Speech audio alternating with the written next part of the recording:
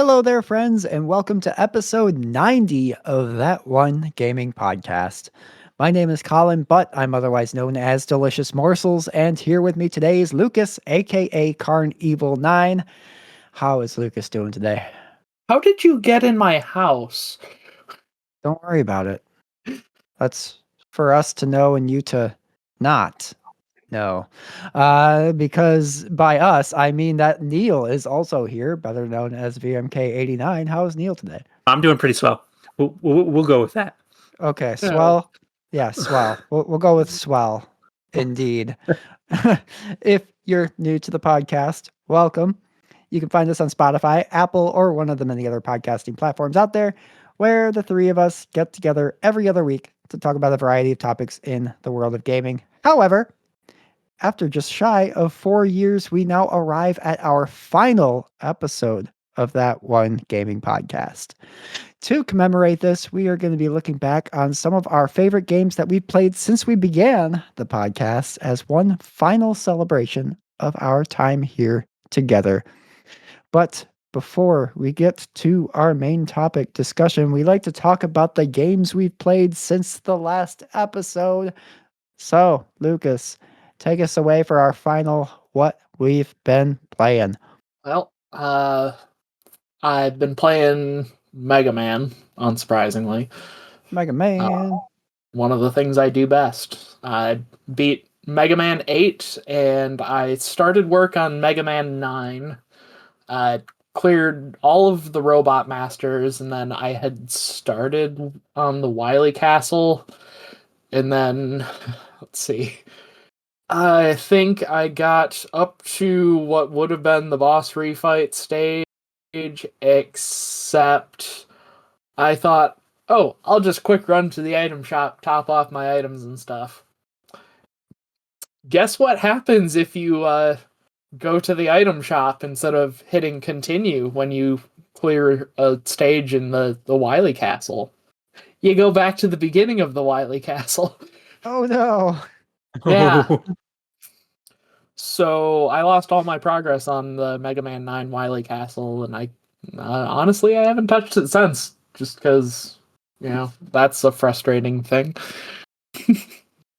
I don't remember that happening last time I played through Mega Man 9, but yeah.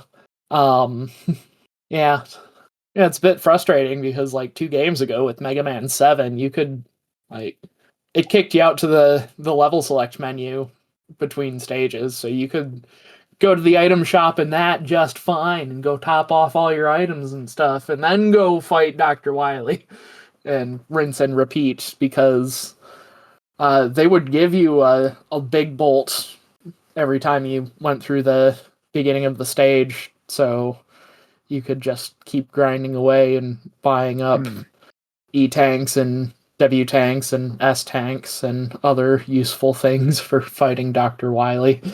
So, yeah, that's kind of a bummer. Yeah. Yeah. Aside from Mega Man, though, I've been playing a ton of Clone Hero because it's kind of become my new favorite, pick up and play game, because it's fun. It's fun. It doesn't have a career mode or anything. You play quick play or versus locally or online, so you can just kind of pick up the game and play a couple songs at a time and go off and do something else. But yeah, that's what I've been up to. What has Neal been playing?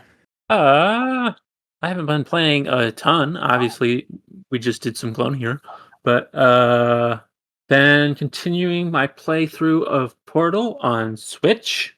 Nice. I have had, I think I mentioned this last time, playing with the stick instead of a mouse for shooters is much worse. I don't generally play shooters at all to realize this.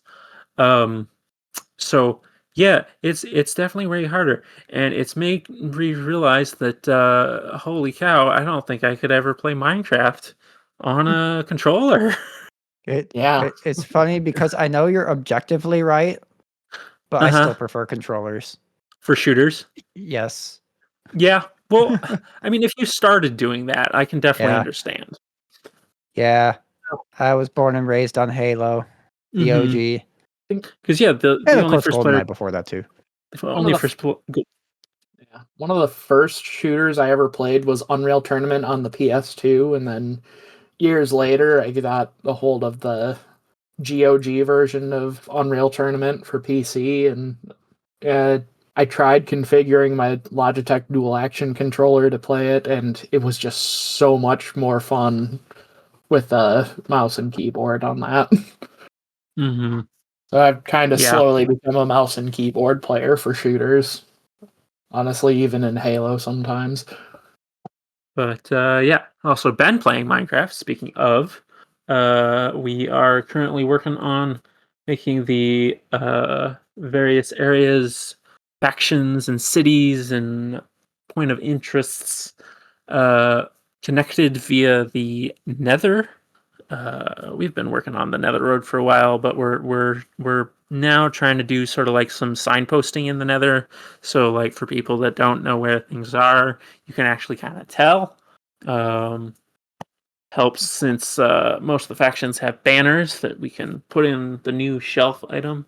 But yeah, I won't have any future times to plug this, so I guess I'll do it here. We stream Minecraft Monday. Every Monday at around 6:30 or 7. And yeah, we play Minecraft on the Rome server or sometimes mini games, and we have a great time. I guess I get one more time to plug this, which will be at the end of the episode. Anyway, Colin, I'm pointing at you. Colin, You're pointing at me? I'm pointing at you. I can't You can't see you. me You're just out of pointing, view. but like you're over there. Over where? This I am way. here. Colin, what have you been playing? Well, so on our last episode, I mentioned that I would probably be starting Expedition 33 as my next game, and I did, and I played it. I beat it this morning, actually. Yeah, this is kind of awkward with this being our last episode that I'm just gonna leave this as on our last episode. But like, okay, I did like the game. Okay, I don't want it to be like misconstrued that, oh my god, Colin hates this game that everybody loved. He's how dare he, sort of thing. And I just didn't like it as much as the rest of the internet did. That's all. I liked it, okay? But I didn't like the combat and its over reliance on dodges and parries. The dodging just never felt good in that context because you in a game, a dodge is typically not just to get out of the way of an incoming attack, it's also got a factor of mobility attached to it also. In Expedition 33, because it is a turn-based battle system where all of the characters are standing still in the battle scene, they are not moving around in any way. The dodge in that is they just awkwardly shuffle backwards for a few frames and then move back into their neutral positions. And it didn't feel good to me. And at that point, it's no different than the parry, except that the window for dodging is more forgiving than the window for parrying. But functionally, they accomplish the same thing in that they are just there to prevent yourself from taking damage, if that makes sense. And then at that rate, it's like, anyway, I put the game down on easy mode because losing a third of my character's health for one mistake, not having the timing properly down for the dodge or the parry, sucked. Like, I just I wanted to like it more. Like I just that I don't like the reflex based battle system at all. Like if there was an option to play it where it was just that was taken out and it was just balanced more around not having that there, because then you take it down to easy mode and yeah, it does make it easier. It makes it very easy. In fact, it makes it childishly easy. So then it was kind of boring as a result because you could just, most battles just coast through them because there was no consequence for messing up. And the timing was so well adjusted that you just, a lot of times, just didn't take damage at all. So I respect what they were trying to do there. I think they just leaned a little bit too heavily into it. The music is amazing. The world is beautiful. It's one of the most beautiful, most imaginative, like, worlds I've seen in an RPG in some time. And the story gets there. I I was having trouble connecting with it for a while, but it got there in the game's final act. It started to finally keep my attention a bit. Um, there were some predictable bits which I don't hold against a game because lots of games are predictable in certain areas and stuff. It's just, if you've played enough of them, then you will start to pick up on patterns and stuff. So that wasn't necessarily an issue, but also they just found some of the characters were kind of dull. It's like two of the characters, they were just kind of there. They weren't really that exciting at all. And like, your party is only 5 characters, so that's already close to half the main cast already, just not really exciting to me. The one of them I liked because they were fun to use in battle, but as a character, they were just bland to me. Because, like, you think about characters like, we'll just take the cast of, like, Final Fantasy X, for instance. Instantly, like, Titus has a very, very well-defined character.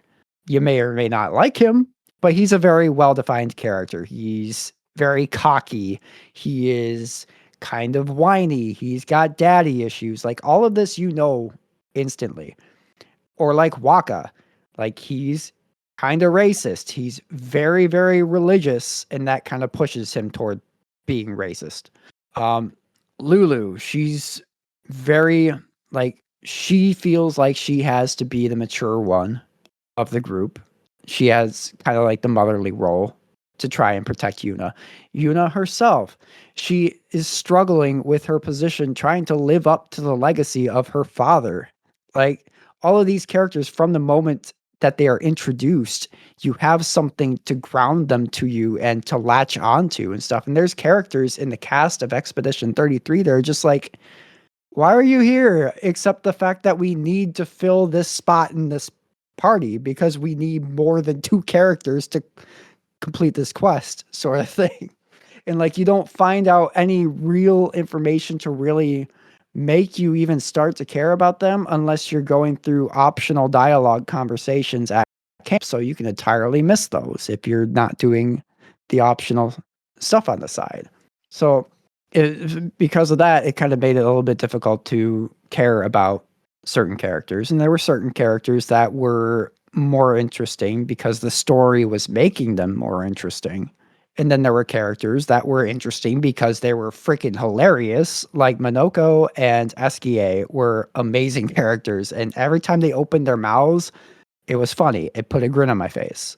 But then there's other characters like Lune and CL are the 2 I'm talking about. They were just kind of there. And it made me sad because I wanted to like this game more and just found that it didn't quite live up to the absolutely sweeping the Game Awards hype that it had going into playing it. But still, it's an amazing game. And I acknowledge also that I am very much in the minority here. So don't let this, what my one lackluster like review of the game be like, don't let that discourage you from trying it out, forming your own opinion, and then yelling at me because I'm wrong. Because you know what? Maybe I am, but that's just my 2 cents, and everyone's experience will be different with everything. So it is what it is. But that's what I've been playing. That's what we've been playing. That's our final what we've been playing. Yay. Hey. Anyway, now we have one last Hey Listeners segment to get through before we get to our main topic. Hey, listen! And this one, we thought to do something a little bit different this time. So typically our Hey Listener section, we ourselves will pose a question to our Discord members and they will respond to it. And that topic will be based on the episode. But since this is our last episode, we're like, you know what? Let's do something a little more fun here. And we decided, for better or for worse, to make it an Ask Us Anything section. And we did say anything. Just to just putting just forewarning, we did say anything. May or may not have been a good idea. But at least hopefully it'll be maybe entertaining. I don't know. Yeah. So let's just get to it. Our first write-in comes from Jazzy, and Jazzy asks, Colin, if you could recommend one Final Fantasy to someone who has never played one, which one would it be?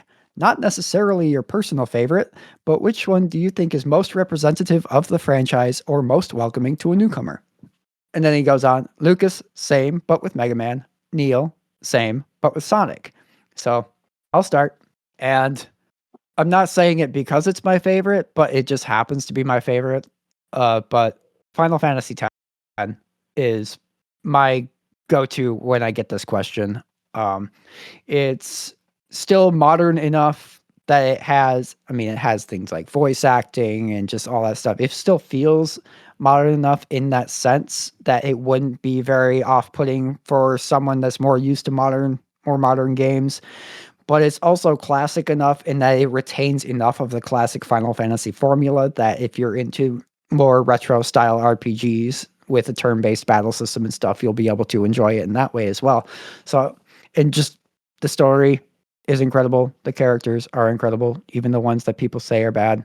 I realize that I just said that there are bad characters in the game that people loved also. So yeah, you can shame me if you want, but but no, Final Fantasy X is the one I would recommend. Lucas, what Mega Man would you recommend to a Mega Man newcomer? Honestly, I think probably Mega Man 7 or Mega Man 8. Probably leaning more towards 7 because 7 is my favorite. But there's a couple of things about 7 and 8 specifically that kind of make them beginner friendly, in that they only start you out with 4 robot masters to choose from, which greatly simplifies trying to figure out the weakness order rather than diving head first into 8 of them.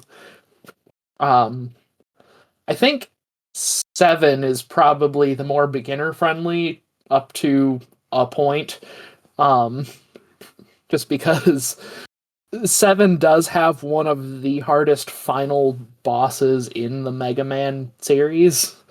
Aside from that, though, it's a pretty, I would say, beginner-friendly game. It was my first Mega Man. But would yeah, you not say Mega Man X, though?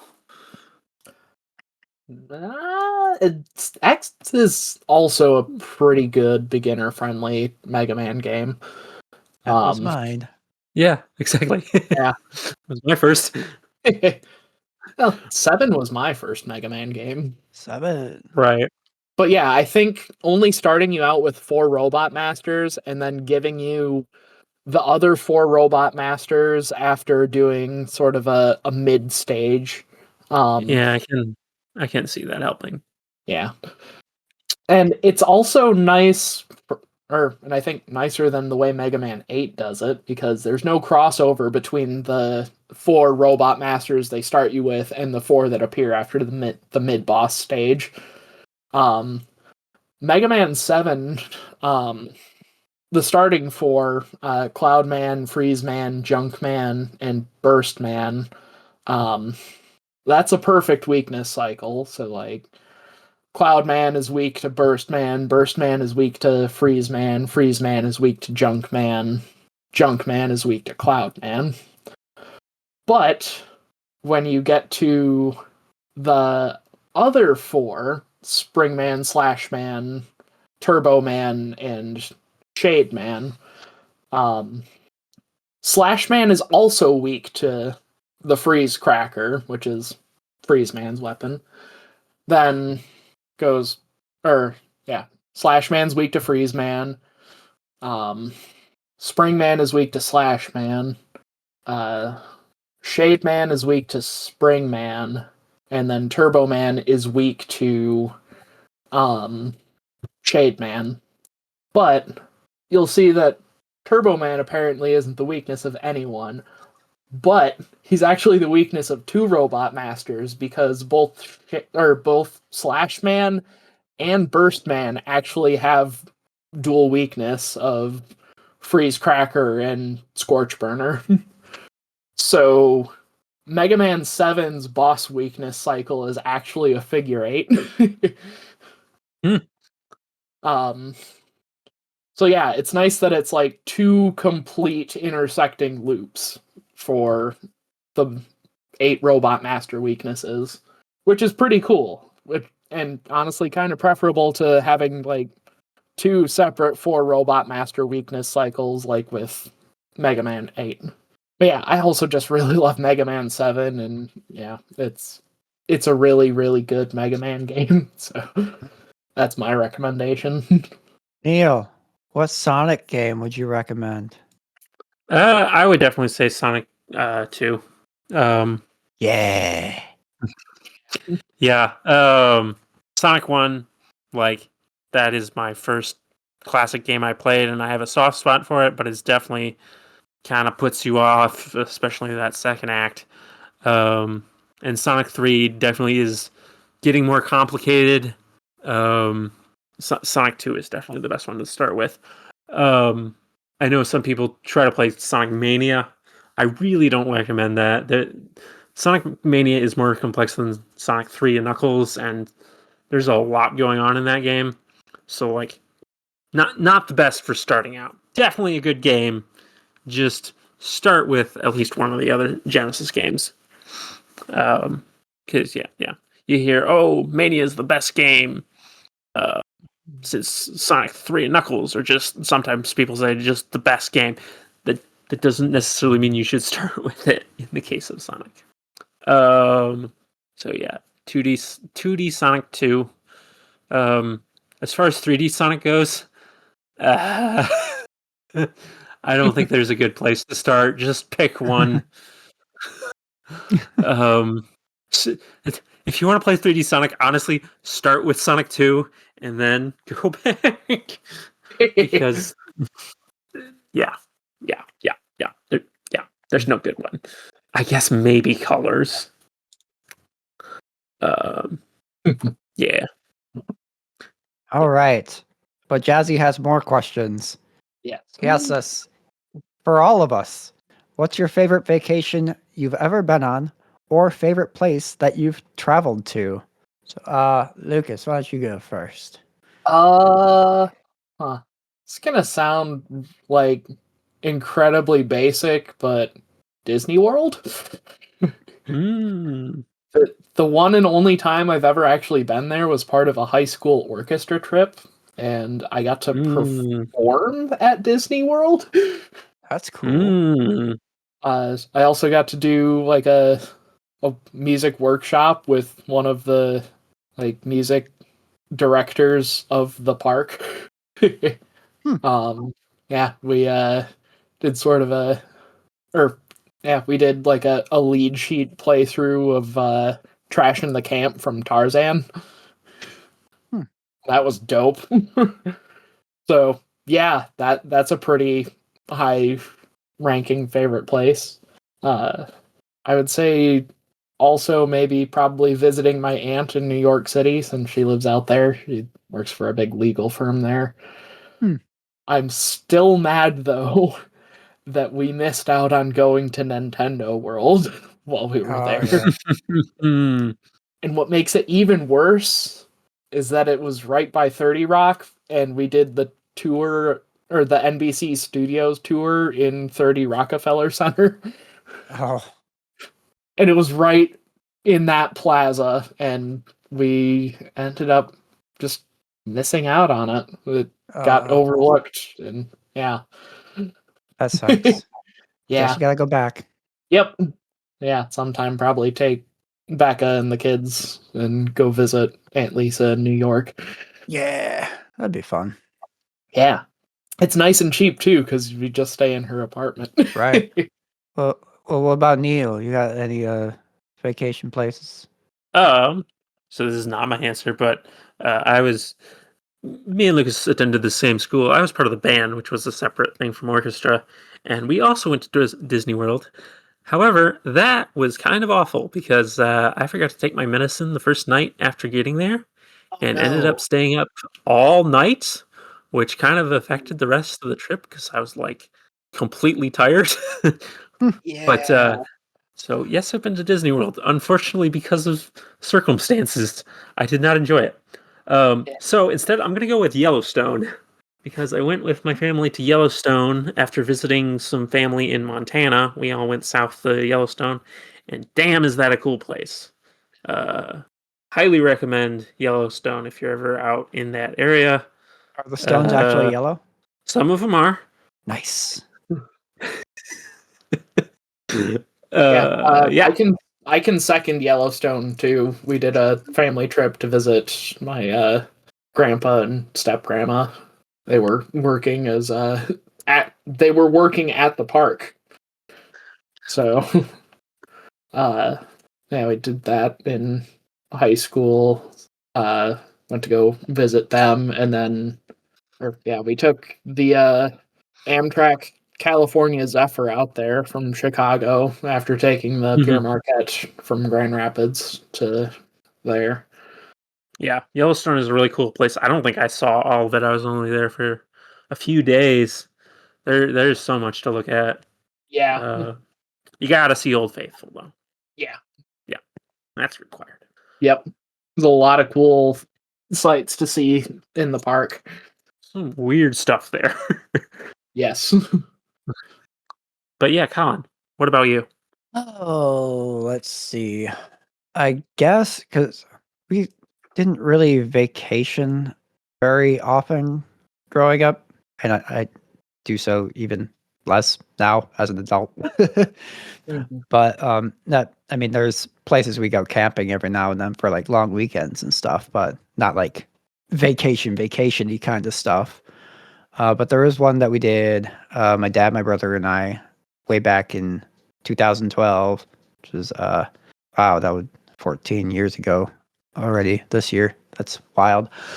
The three of us drove all the way out to the East Coast together, and we went to stay with his friend in Delaware, an old Navy buddy. And then we went to a reunion for the ship that my dad served on when he was in the Navy. And that has since, for my dad, become an annual trip. He does that every year now, but I only went with him the first year. But yeah, so we went to Delaware, and then we took a drive out to Norfolk, Virginia, to the Navy base there.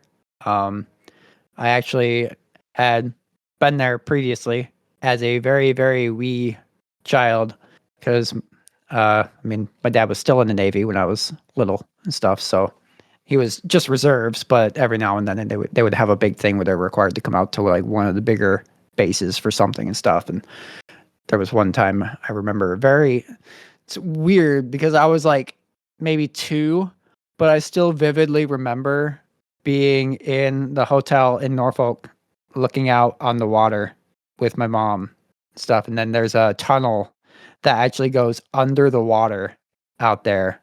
And then it comes up and then onto a bridge. It's really, really cool. And I remember that too. And we drove across that when we went out for our trip in 2012 also. And then from there, we went down to Outer Banks, North Carolina, before finally circling back in. We went to Nashville, Tennessee, and I spent my 22nd birthday. We went to the Hard Rock Cafe in Nashville. That was kind of cool. And then from there, we stayed at a little campsite in Nashville. Then we headed up into Kentucky and then drove home from there. And I think I was the one driving for the entire return trip home from Kentucky. That was a long day, but it was, yeah. But yeah, that's as far as like that's really one of the only like real vacations I can ever think of actually going somewhere that's out, like, to me, like, just going camping somewhere for a weekend doesn't really register as a vacation for me.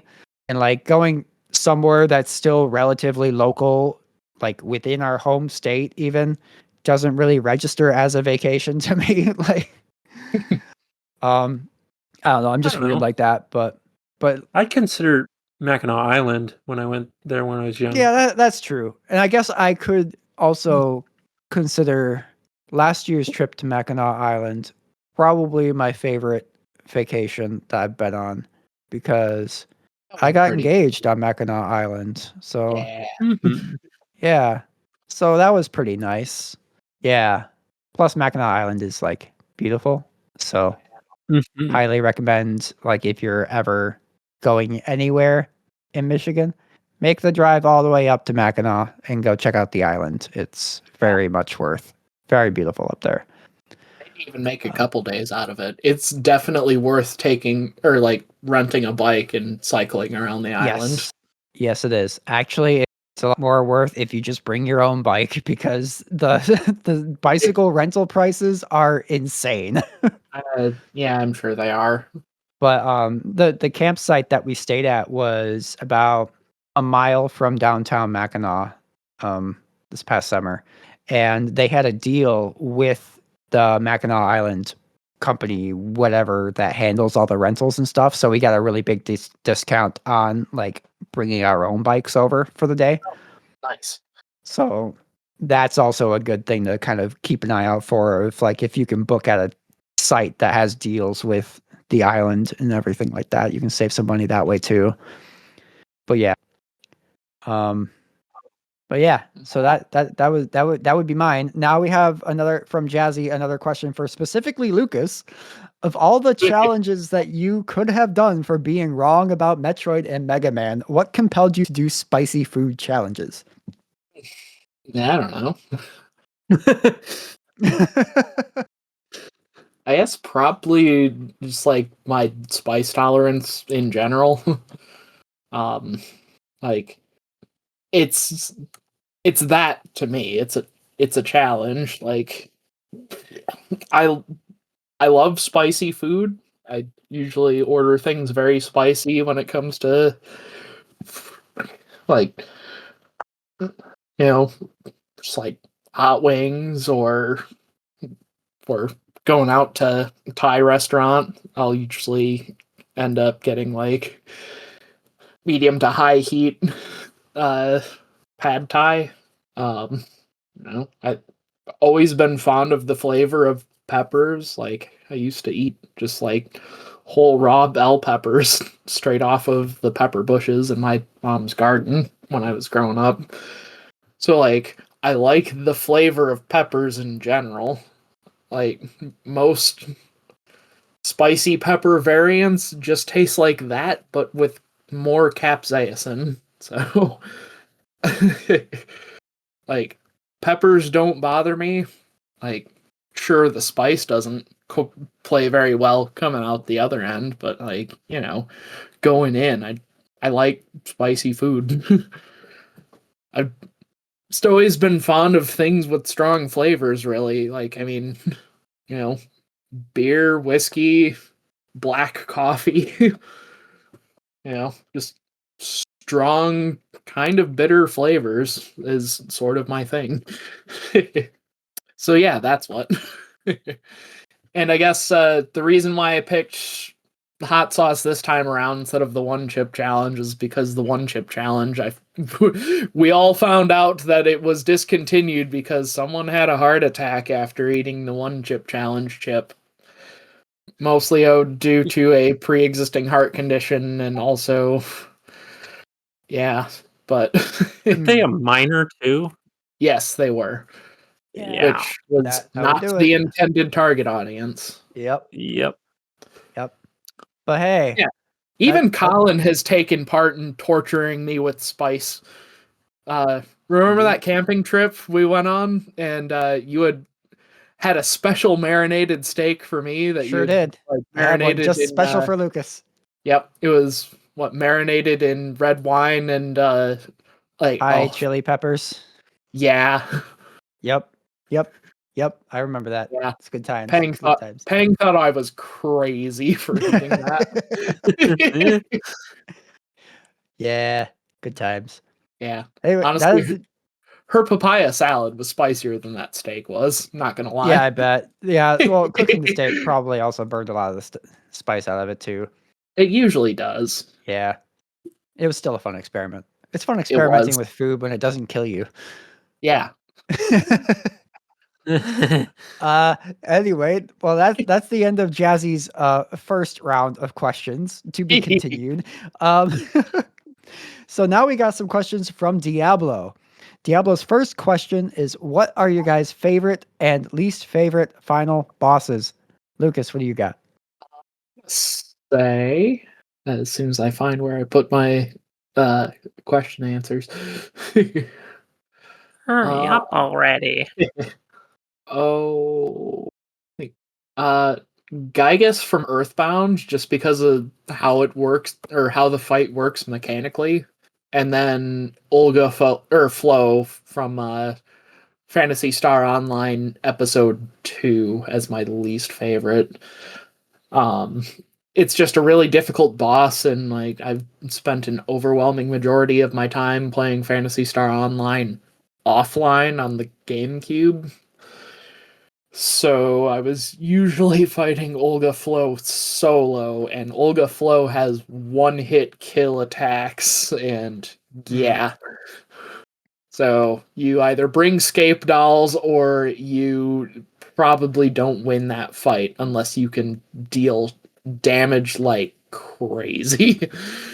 What about Neal? I make a deal out of Lucas not being prepared, and here am I. Here I am also not prepared. Why is the comments like this? That's annoying. That's why I had a hard time finding where my rewritten answer was. Yeah, the comments scroll weird. Anyway, my favorite would be. What do you know? I'm picking Sonic. Did somebody just resolve the comment? It just disappeared. What? Oh, yeah, mine was in response to yours. Well, what'd you do that for? Oops. Whatever. Anyway, you're picking Sonic. Sonic is the final boss. The final boss is trying to find out where the pre-written answer that you made is at. There you go. It's right there, Neal. I'm looking right at it. Yeah, I reopened it. Thank you very much. We're leaving this in, by the way. It's the last episode. God damn it! You're welcome, listeners. Yep. My favorite is definitely Sonic Adventure. Sonic Adventure has a badass final boss fight.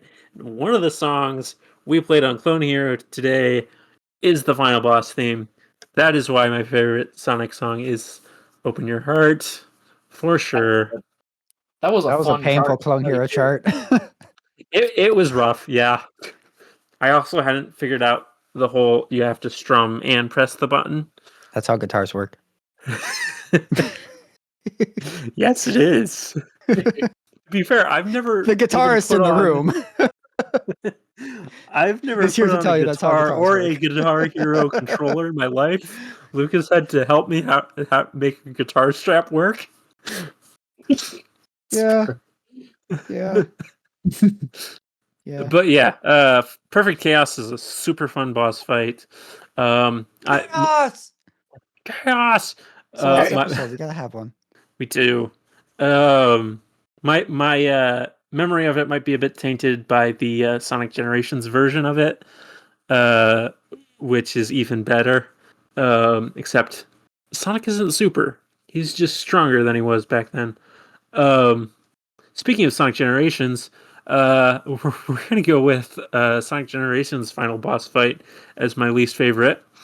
I will say they may have fixed this in the recent port, but the OG one for the PS3 and Xbox 360, oh god, that final boss fight is awful.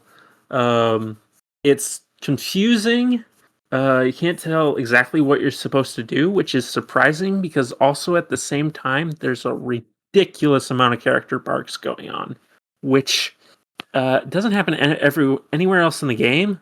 Like, there's none of that. Like Sonic Forces has that throughout the gameplay. Sonic Generations does not have that. But at the end, when you're fighting the Time Eater, there you have to listen to all your friends shout random stuff about the boss. There's something they repeat that I can't remember at the moment. It's like, I think it's an equivalent of aim for the weak spot kind of thing. Get on the Hydra's back. Yeah, it doesn't help that like one of the ones that makes the most noise is Cream and Amy, who both have kind of grating voices. But yeah, we'll go with Sonic Generations, the Time Eater. There's a reason on my PS3 replay I decided just to not finish the game because all I would unlock by beating the Egg Dragoon would be Time Eater, and I didn't really want to play Time Eater. Colin, you've played tons and tons of games. What's your favorite and least favorite final boss? Well, I'm going to go with least favorite first. And Okay. I've spoken about this on episodes. It is a boss that pretty much ruined an entire game for me. I know what you're going to say. Sonic Superstars, the final boss in that game, is awful. It is terrible. It is just absolutely infuriating. And yeah, it and the boss in the level preceding it ruined that game for me. And I was otherwise enjoying that game a lot. And then those two bosses just completely ruined that game, which makes me sad because up until that point, yeah, it's a fun 2D Sonic game. I was seeing some media about it on YouTube talking about that there's a time attack mode, I think is what they call it, where it's just the levels without the bosses that you can replay the game that way. Cool. Just a suggestion. Yeah. Play the game without the worst part. Nice. I like that.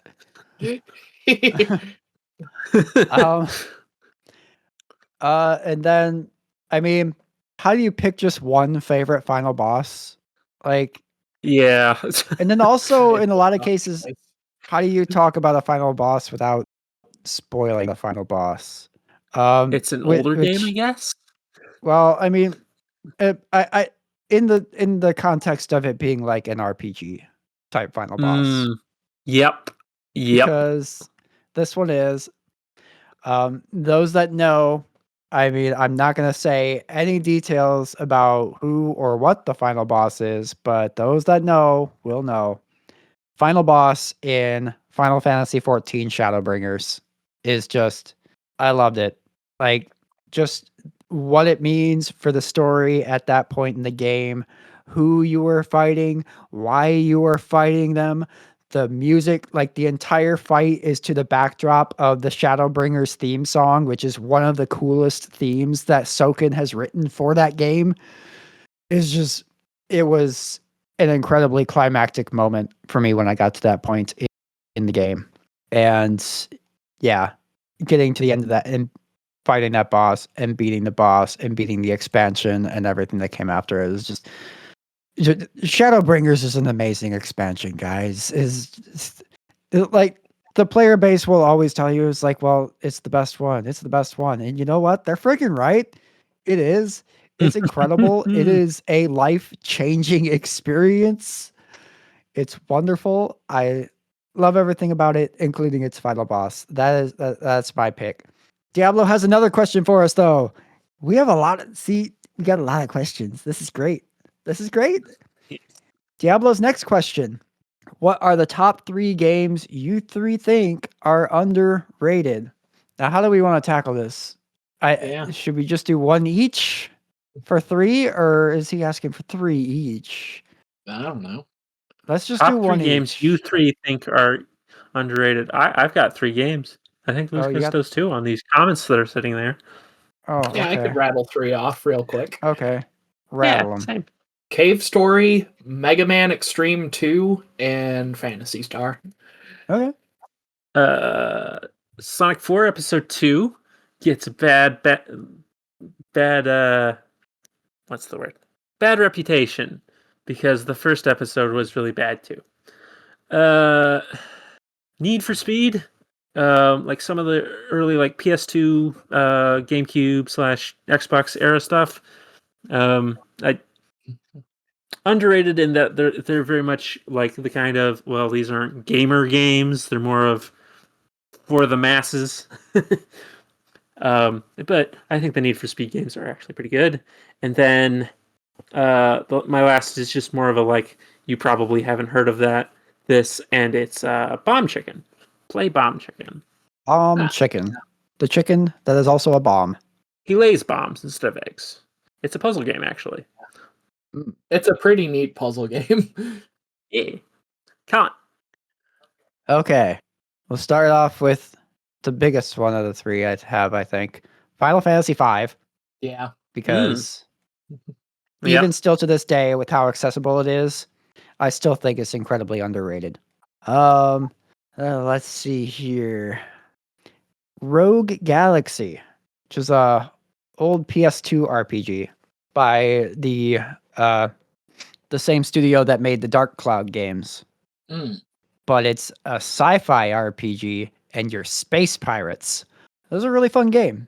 It was a little bit grindy, but PS2 era RPG kind of comes with the territory sometimes, being a little grindy. But yeah, and let's see, another underrated game. Now I am stumped. Mm. Let me consult my highly professional games compository that exists. It definitely exists. I'm definitely looking at it right now. And you know what? I'm going to say Stranger of Paradise Final Fantasy Origin. All right. I already said my favorite games I played last year, and you know what? That game is underrated because it was incredibly fun, and you should play it. Don't just ignore it because it got memed on to death. Like, it's a legitimately fun game. The story is really cheesy, and it's just a great time, especially with friends. So there. Yeah. So Final Fantasy V, Rogue Galaxy, and Stranger of Paradise are my choices for that question. Diablo Bullshit. Limp Biscuits away. Exactly. Diablo has one more question. Do you three have a favorite mascot character? Lucas, what do you got a favorite mascot? It's Mega Man. How could it not be? I guess. I love Mega Man. He's Mega Man. Yeah. What about Neal? Do I have to say anything? I feel like I don't. Tails? It's not the mascot.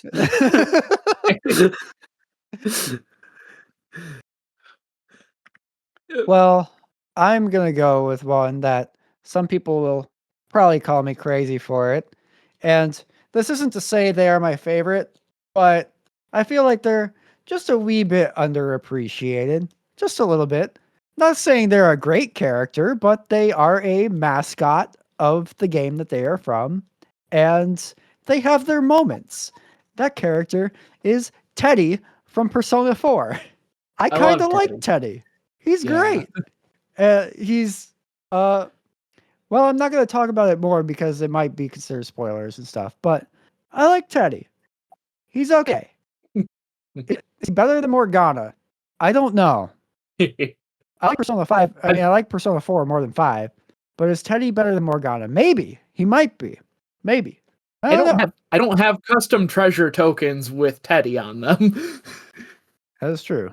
But yeah, Teddy, Persona 4. A favorite mascot character. Not like my absolute favorite, but Anyway, so Jazzy's back. Welcome back, Jazzy. Bouncing off of one of Diablo's questions, what are some franchises that are really popular that you guys tried but just couldn't get into? Games, movies, TV, etc. Lucas. Probably the one that comes to mind the most is Assassin's Creed. Everyone tells me that the second game and onward are better, but I don't want to try them because the first game literally bored me to sleep once. Oh yeah, that's right. I will say though, the one you absolutely should try still is 4 because you're pirates. It's got a lot more going on with it than just the traditional Assassin's Creed gameplay. So you might like that one Yeah. because being a pirate is very fun. Yeah. From what I But saw yeah, of you playing it, it did look fun. it's Just very the fun. sea shantying and pirate ship fighting. Yes. Yes. Yeah, and the sea combat in that game is so fun too. But otherwise, totally understandable if Assassin's Creed is not your thing because it exists. Neal. So I did think of Pirates of Caribbean since we just mentioned that. But I can't say that I've actually tried to get into Pirates of the Caribbean. It's just one of those things that's like I Now die. you're just doing it out of just know spite. I'm not gonna be partially, yeah. It's not gonna be my thing. But no, I was gonna say How do you know if you haven't tried it? For fun. I've seen enough of it. Have you? The Office. The Office. We already I tried to established get that into Kingdom Hearts doesn't count, Neal. No, I've seen clips and such. I've seen stuff How about it. many But no, The clips? Office, I try to get in. I'm not letting you. The Office. I watched the first few episodes of the first season. I know people say that it gets better. It does. Especially Michael Scott. Um, The first season is not good. Well, Yeah. it's not bad. It's just not like great. The series doesn't really hit Mhm. its stride for the first like couple of seasons, which is a lot to Yeah. get through if you're really not into it. Yeah. And yeah, definitely one of those things of like I tried it and I was like, well, maybe I'll come back to this. And then there's like so many shows on all these streaming platforms that it's fallen off. And also, it's not on Netflix anymore, I think. Yep. Yeah, Now so it's on that also Peacock. kills it. Lovely. Everybody has Peacock, right? Yeah, everybody. Yeah. I guess Colin, have you answered this question? I have not. Okay, Colin. I'm gonna say Expedition 33. okay. That'd So- be a good one. So hold on. I have a feeling that Jazzy asking this specific question is partially inspired by the fact that I was having a difficult time getting into Expedition 33. That's not my answer though. Or is it? No, it's it might be. No, I want to say I haven't really played enough to really. No, that wouldn't be fair, would it? Because I haven't played enough of it, and I did enjoy one of the games. Oh, I know. I just kind of mentioned it offhand earlier, but Dark Cloud on the PlayStation 2. That was a really popular game back then. I tried it and couldn't get into it. It didn't help that I kind of, based on the box art, bought it expecting it to be like a PlayStation 2 version of a Zelda game, which it was not, because there's a character on the cover that looks very clearly inspired by Link with the green hat and everything. So I was like, oh, this is like a PlayStation knockoff of Zelda? That sounds fun. And then it wasn't that. Yeah, I could not get into the Dark Cloud games back in the day. But Rogue Galaxy by the same developer, I liked. So maybe I just need to give it another chance now, but also, when am I going to find time to do that? I don't know. Probably never. So Dark Cloud, couldn't get into it. Our next write-in comes from Crystal Lily, who writes, this is more along the line of a thank you and a question. You three have put together something incredible here, and I hope you are proud of yourselves for it. Even if it ends now, I look forward to seeing where each of you go next. Thank you so much for making this little community here with us all and letting us be a part of something truly special. Thank you, Lily. We really appreciate you and all of your participation and everything and just being here overall over the years. And that goes for everybody that's listened to us over the last few years. We really, truly, deeply appreciate it. Lily's question. Yes. Lily's question. Here is my question for you all. Sorry, that was really awkward reading. We've been doing this for 4 years. I mean, you'd think we'd get it by now. We'd just be able to, but no. Nope. Still don't got it. Anyway, Crystal's question. If you could make a game, any game at all, what would you make it about? And what would you love to see in it? Basically asking, what's your dream game? Can be made with anything. Use your imagination. Crossover franchises. Do whatever you would love. What would you want to see? Lucas, dream game. So this has actually been kicking around my mind since like high school. Sort of like a multiverse crossover of a bunch of different horizontal shoot 'em up games like Gradius, the Darius series, Twinbee. Throw Parodius in there because that's kind of what inspired the idea, because that pulls like a bunch of different Konami shoot 'em up series all together. Like, I mean, Salamander, Life Force, those are spin-offs of Gradius anyways, but also like Twinbee, like I already said, another Konami horizontal shoot 'em up. Biometal, sort of a obscure horizontal shoot 'em up on the Super Nintendo. Probably most noteworthy for the North American and European releases, having a soundtrack put together out of 16-bit tunes of 2 Unlimited music, which probably know as mostly from like sports game jock jams, like Get Ready for This, or Y'all Ready for This? Yeah, that one. Or Twilight Zone, another fantastic song of theirs. Yeah, that's the soundtrack for the game, but the ship gameplay in that is really unique too, because it's got this cool shield thing called the GAM that acts as a spinning shield, and you can expand it, throw it across the screen at enemies. It's really cool. Probably also the R-Type series, because R-Type is really cool and also very much in the vein of Gradius and whatnot. But yeah, just kind of like throw a whole bunch of horizontal shoot 'em ups together as like one big Parodius style crossover type game.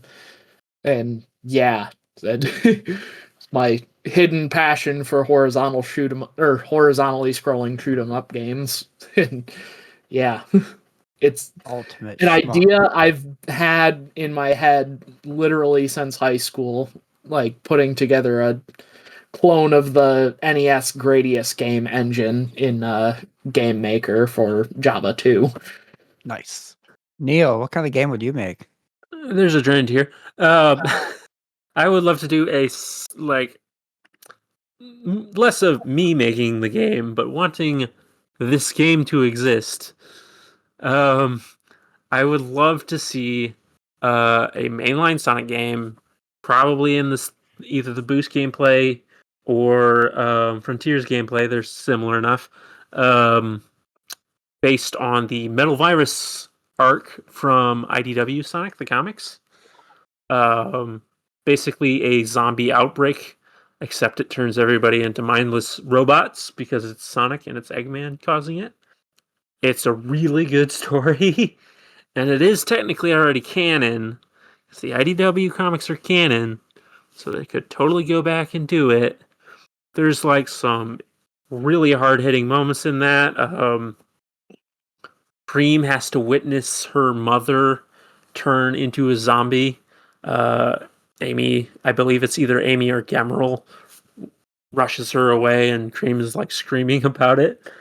One of the IDW exclusive characters, which are now in Crossworlds, Whisper and Tangle. Tangle gets turned into a zombie as well, and Whisper, who is a introverted character and always whispers. That's why she's called that. For the first time in the entire probably like 25 comics, screams. First time you've seen her do anything other than whisper. Screams Tangle's name. Vector goes down like a badass by saving pretty much everybody right in front of Espio. It's a good arc. It definitely suffered because halfway through was around when 2020 happened to everybody. Yeah. But I definitely think that's another reason to re-release it as a game, is because now that that's happened and is less on the minds of everyone, like a zombie outbreak game would be kind of cool in Sonic, now that it's not quite as topical. But yeah, would love to see that.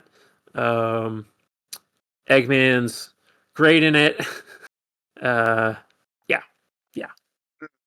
Metal Virus, Sonic Frontiers, Sonic Frontiers, Metal Virus, Sonic Frontiers 2, Metal Virus, I don't know, something like that. Colin, what do you got? Oh, well, it'd probably be some kind of RPG. Mm-hmm. Probably loosely or heavily inspired by Final Fantasy. That checks out. It probably has some pretty good music. Written by you? Yeah. Maybe. Yeah, it would probably be one of those things where like I am handling something more like that than actual like development of and stuff. I mean, I played around with RPG makers and stuff in the past and stuff. So I've made small versions of games and stuff in the past. But I think nowadays it would be much more practical for me to work on the music side than the programming and production and writing side. Right. Yeah, I don't know. I would basically just make. I would basically just make Final Fantasy X again, honestly.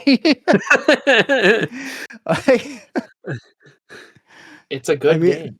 My dream game already exists. I would just. I guess I would just make it prettier. I would retain the same voice cast. I don't care what people's opinions are of that voice acting. To me, it's perfect.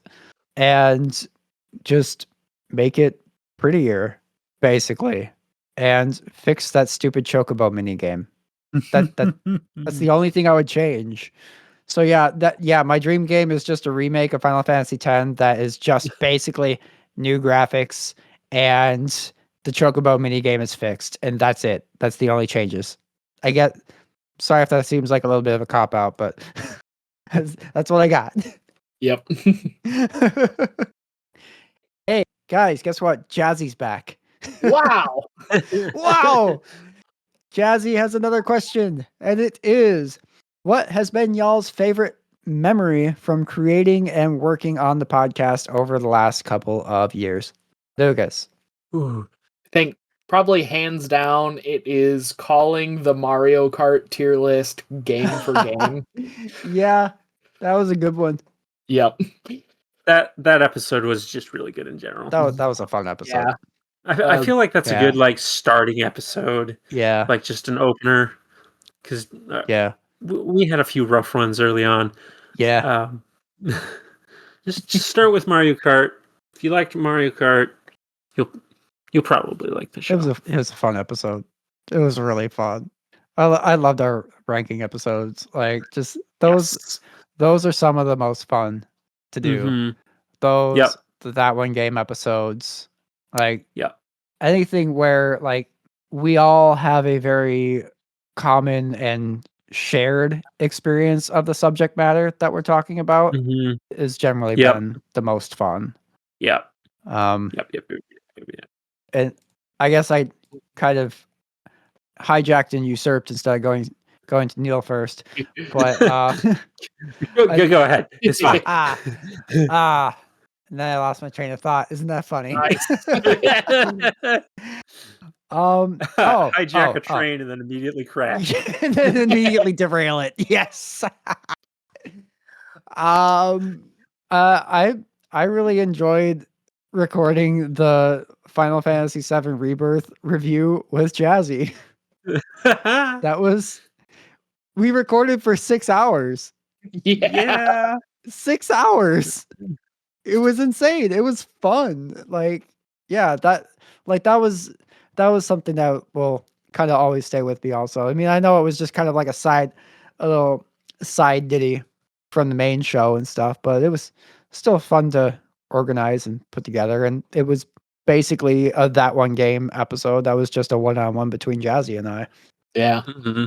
Yeah. Anyway, Neal, I will hand the train to you now. Well, this did you saying that did remind me of we did this side quest about the Nintendo Direct, and mint ice cream got brought up because of Splatoon, and that caused a whole thing in the Discord of people talking about mint ice cream. Oh yeah, yep. I remember that was a good moment. Lots of wrong opinions in that chat. Yep, very much so. Lucas, wrong opinion. What do you mean? I don't know what you're talking about. We got a tub of mint chip ice cream in the freezer right now, and I am going to eat the most of it. Yeah, and I will do it right in front of you, and I will enjoy it. So get ready. As your taste buds are burning off from that hot sauce, I'm going to be enjoying mint chip ice cream. So, you know what? If Last Dab Thermageddon is as hot as it's claimed to be, I might enjoy some mint ice cream too. I actually probably won't, because your mint cold taste receptors are different from your spicy capsaicin taste receptors. So I might get, that would be a double dose of like temperature pain. That sounds, yeah. Well, we got one last write-in. Wait, hold on. You're not done yet? The mint thing wasn't a tangent. I did have something more specifically related to the podcast. The Sega logo that was changed into TOGP, and you did the podcast bit. That is definitely my favorite memory, because that almost more came along from me like daring you to do a version of it, and then you were like, well, if you do the graphic, I was like, hell yeah. It happened. Yep. It's definitely one of the sound bites of all time. Yes, definitely. I'm glad it's on our soundboard, even though it's not that useful. Yeah. But yeah. Anywhere I can find anywhere I can find a video that can use that, I will put it in it. Good. Anything podcast Sonic related gets that clip. Sonic. But yeah, so we have one last write-in, which is quite the series of questions, and they really leaned into the anything aspect of Ask Us Anything. So apologize in advance for what comes out of this last segment. Our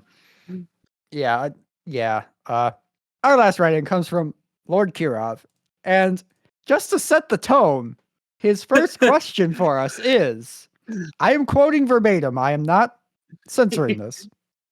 What is the most sexually attractive game character in your personal opinions? Lucas, would you care to go first? Sure. I picked a few of them just to cover all the bases. What? What? All right. Maximum all insanity here. Yeah.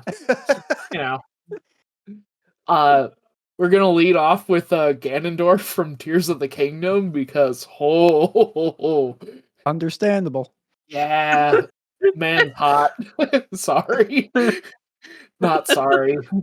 They went a little too hard on that character design. There's a reason why it got nicknamed Ganondilf. Yeah. They made him hot. Why did they make him so hot? Yeah. Obligatory Samus. Samus. Samus. Yeah. To quote Spike Spiegel from Cowboy Bebop, I love a woman that could kick my ass. Understandable. Yeah.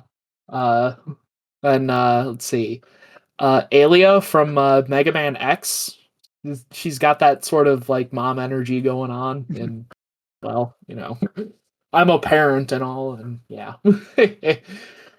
Anyways, and then one for the furries out there, definitely Crystal from Star Fox, because everyone has at least one furry crush, whether or not they want to admit it. Mm, Neal. I'm just gonna go with Samus. I mean, Yep. badass. Yeah. Humble. Yep. Yep. Oh, now it's my turn. Yep. Well, for starters, Kazuma Kiryu, the most Hell attractive yeah. man in gaming. Yep. That's valid. Let's see that here. gif of him making the heart Yes. lives rent free in my head. Yes, he is the most attractive man in gaming. Obligatory Lara Croft mention. Yeah, I almost did that. That's an easy one. Yep. Noah from Xenoblade 3. Yeah. Why does he have abs like that? He's got. Why are his abs? I can't. They made him too. They made him so freaking hot. Why did they do that? Mio from Xenoblade 3, because I do like. I mean, she's a cat girl. Yeah, that's fair. I guess that also. Yeah, that checks the cat girl box. Yeah, something. Everyone has a furry crush. Let's see here. I gotta end it with someone else. Okay, come on, Lulu from Final Fantasy X. There you go. Another easy one. Okay, let's move on. With the goth baddie pull. I like goth girls. Okay. Anyway, let's move on to Kirov's next question. Thankfully, it's a little bit more sane this time, sort of. What game world would you retire to if you could? No coming back. Only the clothes to take with you, and starting at the end of the game's story only. Lucas. I picked Pioneer 2 from Phantasy Star Online for some reason. Yeah, episodes 1 and 2 plus don't exactly end on the happiest of notes, and then fast forwarding all the way to when episode 3 Card Revolution takes place. They're still on Pioneer 2, and they haven't actually landed on Ragul to colonize it as a new homeworld yet, so everyone's still stuck on a spaceship decades later. But it's an environment that I have lived in. Like, I've invested probably between every character that I have ever created and played through the game with, probably close to over 2,000 hours at this point. And yeah, I've lived on Ragul for most of my life as is, so it's a nice place, aside from the, Dark Falls. How about Neal? Realizing now, I might be. No, I have to do this without spoiling it. But Mother 3 has a very ambiguous ending, but it is definitely happy. So I'm going to go with that. I mean, that'd be a pretty alright world to live in after the game story is done. Mm-hmm. Yeah. As for me, I'm just gonna keep bringing this game up. I don't care. I don't care. This is my favorite game of all time. It's got quite a lot of things I enjoy about it. So I'm going to say Spira from Final Fantasy X at the end of Final Fantasy X, obviously. The big world-ending threat is gone, and it has Blitzball. So, That's true. yeah, what more The could you one, want? the one sport we truly enjoy. Yeah, the giant whale destroying the world is not there to destroy the world anymore, and you have Blitzball. Yeah. Perfect. Sign me up. Let's go.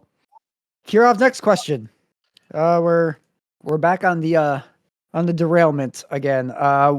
What is the most hear me out moments you have ever had in a game, Lucas?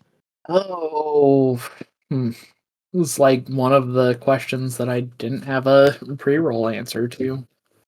It Yeah, that's a hard one. it honestly is probably like Final Fantasy / Fantasy Star / Earthbound Zero / NES Metroid I know where you're going with this. Metroid 2 on the Game Boy. They're not bad games, they're just NES Master System Game Boy games. Like that old games aren't bad, they're just games for the console that they were made on. Yeah, old. Like you shouldn't just turn them away just because they're an old game, Jazzy. Hold out. Neal, what about you? I think I'm going to go with the incredible machine contraptions. The hear me out is play through 100 puzzles that are all tutorials. It's a really long tutorial, but there's so many parts in that game. It's worth it, I promise. But it's also kind of locked to, well, I think you can get a GOG version if you have the right version of Windows. I haven't tried putting it on my Windows 11, but I did have it on my Windows 10. So it's good if you get into it. But yeah, making your old custom contraptions was super cool. It's just nobody else had the game for me to share it with. So that's gonna be my pick. I guess I'll throw in Contraption Maker there as well, since that is a spiritual successor to the game. Try that one out. Okay, I got one. Hear me out. You don't need to play 100% of the content in a game in order to enjoy it. That's true. Hey, I like that. I like that. This is mostly directed at everyone with the completionist mindset out there that will completely ruin their experience with a game chasing trophies. You guys want to know maybe how people who ruin their experience by playing the final boss. Yeah, exactly. Yeah. You guys want to know how many times I've 100%ed Metroid Prime, one of my favoriteest games of all time? Once. I did it once. That is not a complete the game 100% game for me. That is a get through it as fast as possible game. Right. I'm definitely a person of... I do not care about 100% in that game. Super But, Metroid's a different story because I have that committed to memory, but like where I'm going with this is like with a series that has a lot of games that you may be like, well, I'm never gonna catch up with that, so I'm just gonna never play it. Like the Yakuza franchise. Those games are notorious for having so much side content. And right. I mean, not that it isn't good, but it's side content. Like, play till you've had your fill, finish the game. Yeah. It's not that hard. That's how I was able to make it through that entire franchise in just a little over a year. Like, it's...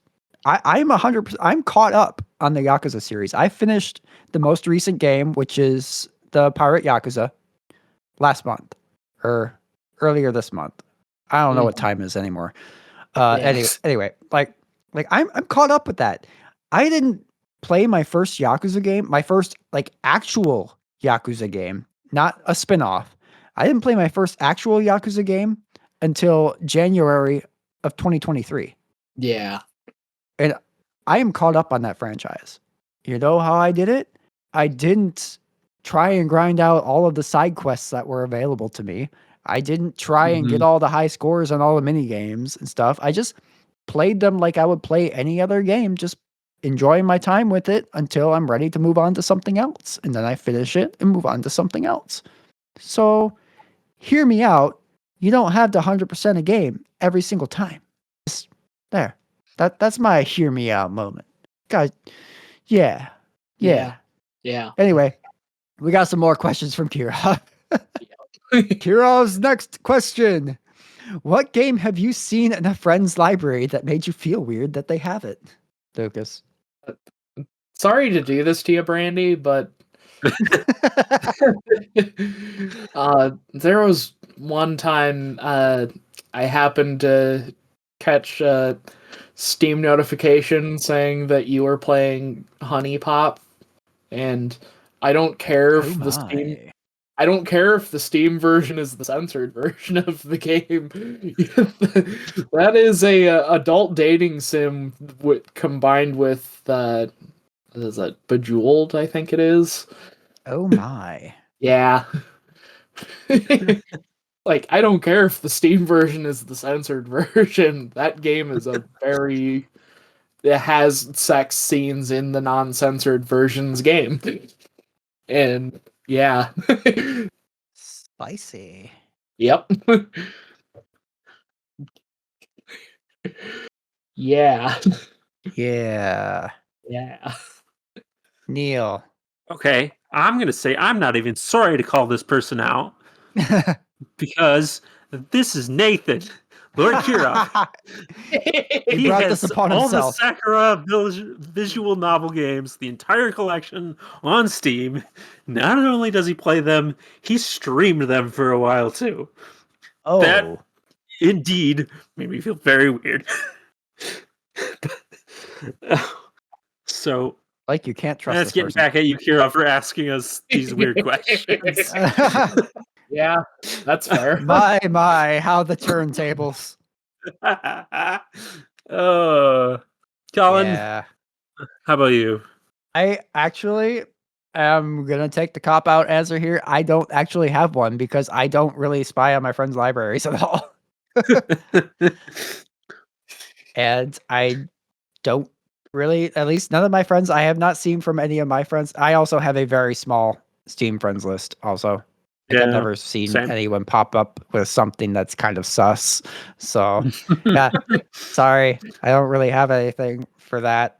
I guess I could go snooping through people's libraries, but yeah. Yeah. That's anyway, okay. Next question. If you had to face an army of everything you've killed in a game, who would have the largest army attacking them? Any of y'all play any RTS games? No. Not. Yeah. Technically, I played some XCOM, but very minimal amount. Yeah. XCOM is also a pretty. Well, that's more of a turn-based. Like, I don't know if I would call that a real-time strategy. Real-time strategy is kind of like StarCraft or Civilization. Yep. See, that's why Nathan is asking this, is because he loves Command and Conquer. Yeah. That's where his Kirov name came from. I think I might have the body count for this one for all my time spent playing StarCraft 2, Star Wars Galactic Battlegrounds, Civilization 5. Not to mention all the just other games that I've played in my life. I think I might have this body count, guys. Yeah. It's a good thing we're ending the show after this recording because I'll probably never see you again. I don't know. I might have a good run for your money with Phantasy Star Online. Yeah, it's not me.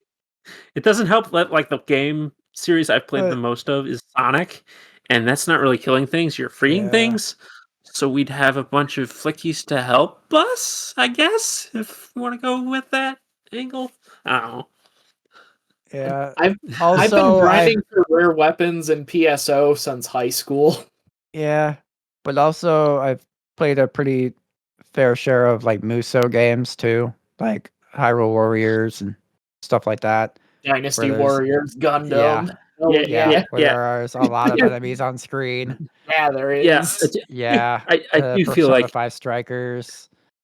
Colin Yeah. has just played the most gross amount of video games between all three of us that it's Yeah. definitely got to be Colin. Yeah, I mean, my like 600 hours in Final Fantasy 14 may not be your 1200 hours in PSO, but it's One character. not an insignificant number. Yeah. I have also played one character, 600 hours. Got close to 100 hours on most of my other characters too. Fair. But still, like, mob sizes in PSO are not literal armies. Yeah, that's fair. Yeah. Like I said, it's a good thing we're ending the show after this, because I'll probably never see you guys again, because I got this giant, massive army of all the video game enemies I've killed coming after me. You say that like I wouldn't help you. That's true. Okay.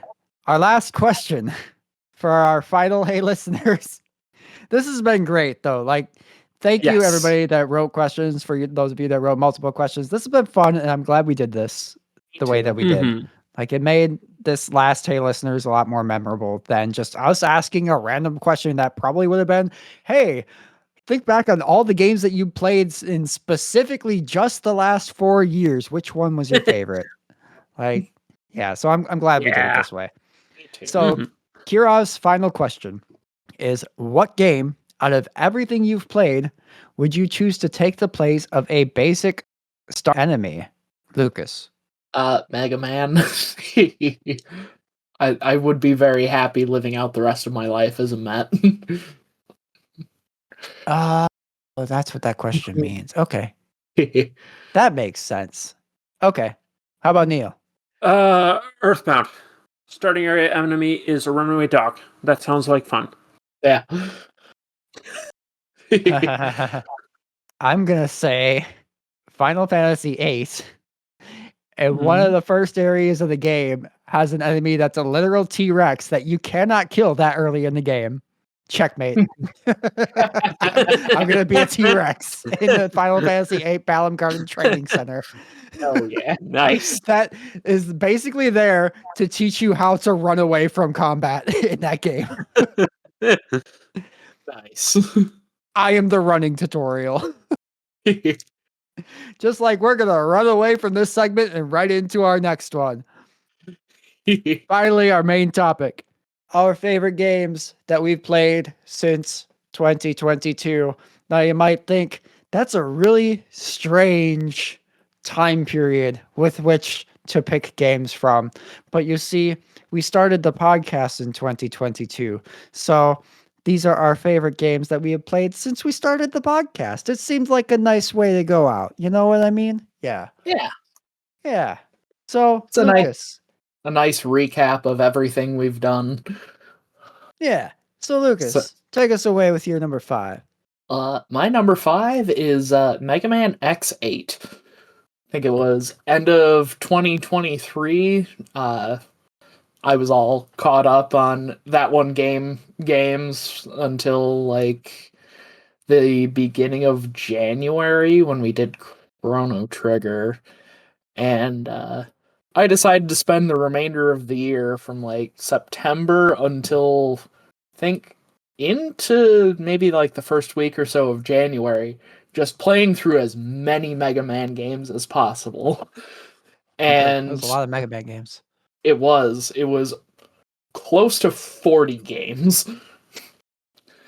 But yeah, one particular standout, and it's maybe the series that I would like a new game in more than the classic Mega Man series, is Mega Man X8.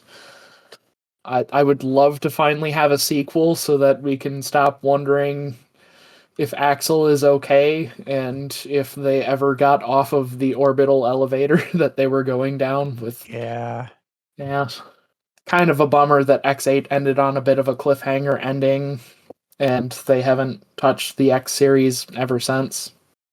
But Mega Man X8, after years of middling around with, honestly, Mega Man X5, 6, and 7, X8 finally felt like a real return to form for the series. Like, it very much captured that sort of like classic Mega Man X formula, while also still being unique with all of the modern, updated 2.5D, 3D gameplay. Like, it was very much a side scroller, but it was built in a 2.5D, like 3D environment. All three characters feel great to play as, whether it's X, Axel, or Zero. I spent most of my time actually playing as Axel, believe it or not. Usually it was Axel and X as my two main characters. I didn't really, or Zero got his own entire series, okay? Like, anyways, Axel is, I mean, I know he kind of gets dumped on because he was introduced in X7, and X7 is the worst X game by far. Yeah. Even though I didn't personally think X7 was as bad as but the PlayStation 2 also isn't quite as old that like you can say X7 isn't a bad game, it's a PS2 game. Yeah, there's At too least many not- good games on the PS2. Yeah. But I don't know, I really enjoyed Axel in X7 and his character development throughout that in X8.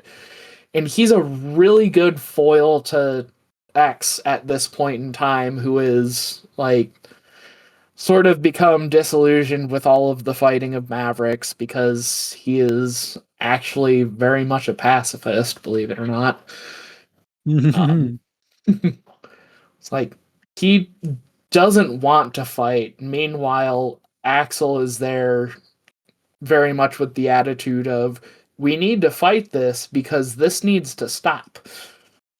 And they both want the same goal, really, but with sort of opposite approaches to how to go about that. And then there's Zero, who's sort of the in-between of, like, I'm kind of with X because all of this fighting is sort of a zero-sum game, but we have to keep fighting because this keeps happening.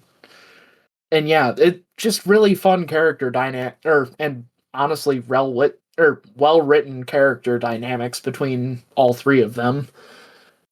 And yeah, like the final stages are all really good. I love the plot twist at the end that Sigma isn't actually the final boss, because at this point Sigma doesn't really exist anymore. There's a new generation of Reploids that can sort of shapeshift into whatever Reploid they want to. That they were created using Sigma's code, but Sigma himself is really kind of no longer around at this point. Instead, Illumine is the final boss of the game. Or really, they're more of Sigma Phase 2, because the Sigma that you fight at the end of X8 is Illumine transformed into Sigma. And yeah, it's a really fun game. It's a really good game. And yeah, kind of makes me sad that more people don't really give the PS2 X games, even if X7 is not the greatest, all that much of a chance, because X5 and X6 were kind of duds for like the classic 2D platforming. So yeah, that's my first pick. How's about Neal? Well, I am gonna get the Sonic one out of the way. But no, definitely a running theme throughout the podcast is Sonic Generations. I, in the first year or so, started playing through Sonic Generations a second time on the PS3, Had a great time with it. And then, of course, it came out that they were remaking the game as well as stapling Shadow to it. But yeah, so I played it through a second time on my Switch and had a really good time. I'm getting to the point where I think Sonic Generations is just the best Sonic game. Like, yes, over Sonic 3 and Knuckles. It's really good. But yeah, as we mentioned earlier, it's not the best one to just start with, just because like there's so much references and you're jumping all over the place. But I think it might be the best Sonic game. Pretty good. It's pretty good. I haven't played it in years, but it was pretty good. Mm-hmm. You can just get endless fun out of just a handful of stages, which is true of Sonic Adventure 2. But Sonic Adventure 2 definitely had a lot more of like, okay, there's a lot of stuff that isn't great. Where in Sonic Generations, the ones that aren't great are like Seaside Hill, and that's not necessarily bad. It's more just suffering from like water level problems. And then I enjoy Crisis City. Rooftop Run is amazing. And Planet Wisp is just kind of the most grindy, but like it is the penultimate level, so it kind of makes sense. I don't know. It also has great music. It's got all the best music, except for the Michael Jackson stuff. Yeah, Colin, what's your first pick? Yeah. So really quick, this is not my pick, but I have to shout it out because of the history of this series and me and this podcast. Just one really quick honorable mention to Kingdom Hearts, the franchise. Mm-hmm. Obviously, there are some games in that series that would not make the best games we played since 2022 criteria. Looking at you, Dream Drop Distance. But just when we started this show, where I was at in like with relation to that franchise, I at that point had not picked up a Kingdom Hearts game in literally 20 years, and I didn't have any interest in doing so. And then nudged by some of the friends that we have made since recording this show, I decided to gradually start giving the series another chance, and I found that I really enjoy most of it. So yeah. So just quick for a final episode, acknowledging that I have completely done a 180 on the Kingdom Hearts series from where the show began. Now moving on to my actual first pick is the Xeno series. All of it.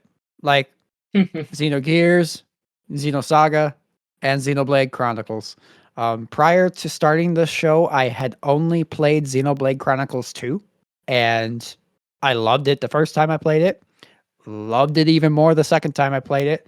And I have since also played all of them. And the only one that is a little bit iffy is Xenosaga 2, and that game is like 18 hours long. It's not a long game. And right after you beat it, you get to play Xenosaga 3, which was one of my favorite games that I played last year. One of the best RPGs on the PlayStation 2. So it's worth it. Just the level of storytelling and character writing and everything in that series is just incredible. And the way that they subtly reference each other in each new series that comes along, because every one was distributed through a different publisher, because Square Enix owns Xenogears, Bandai Namco owns Xenosaga, and now Nintendo owns Xenoblade. So like the way they've still managed to tie the whole thing together into one thing, it's subtle most of the time. Like it's not gonna be stuff that's like very, very like explicit. They're not gonna say, well, that they're not gonna like literally say in a Xenoblade game that this character from Xenogears did something or something like that. But there's subtle things that kind of tie them all together, and it's just brilliant.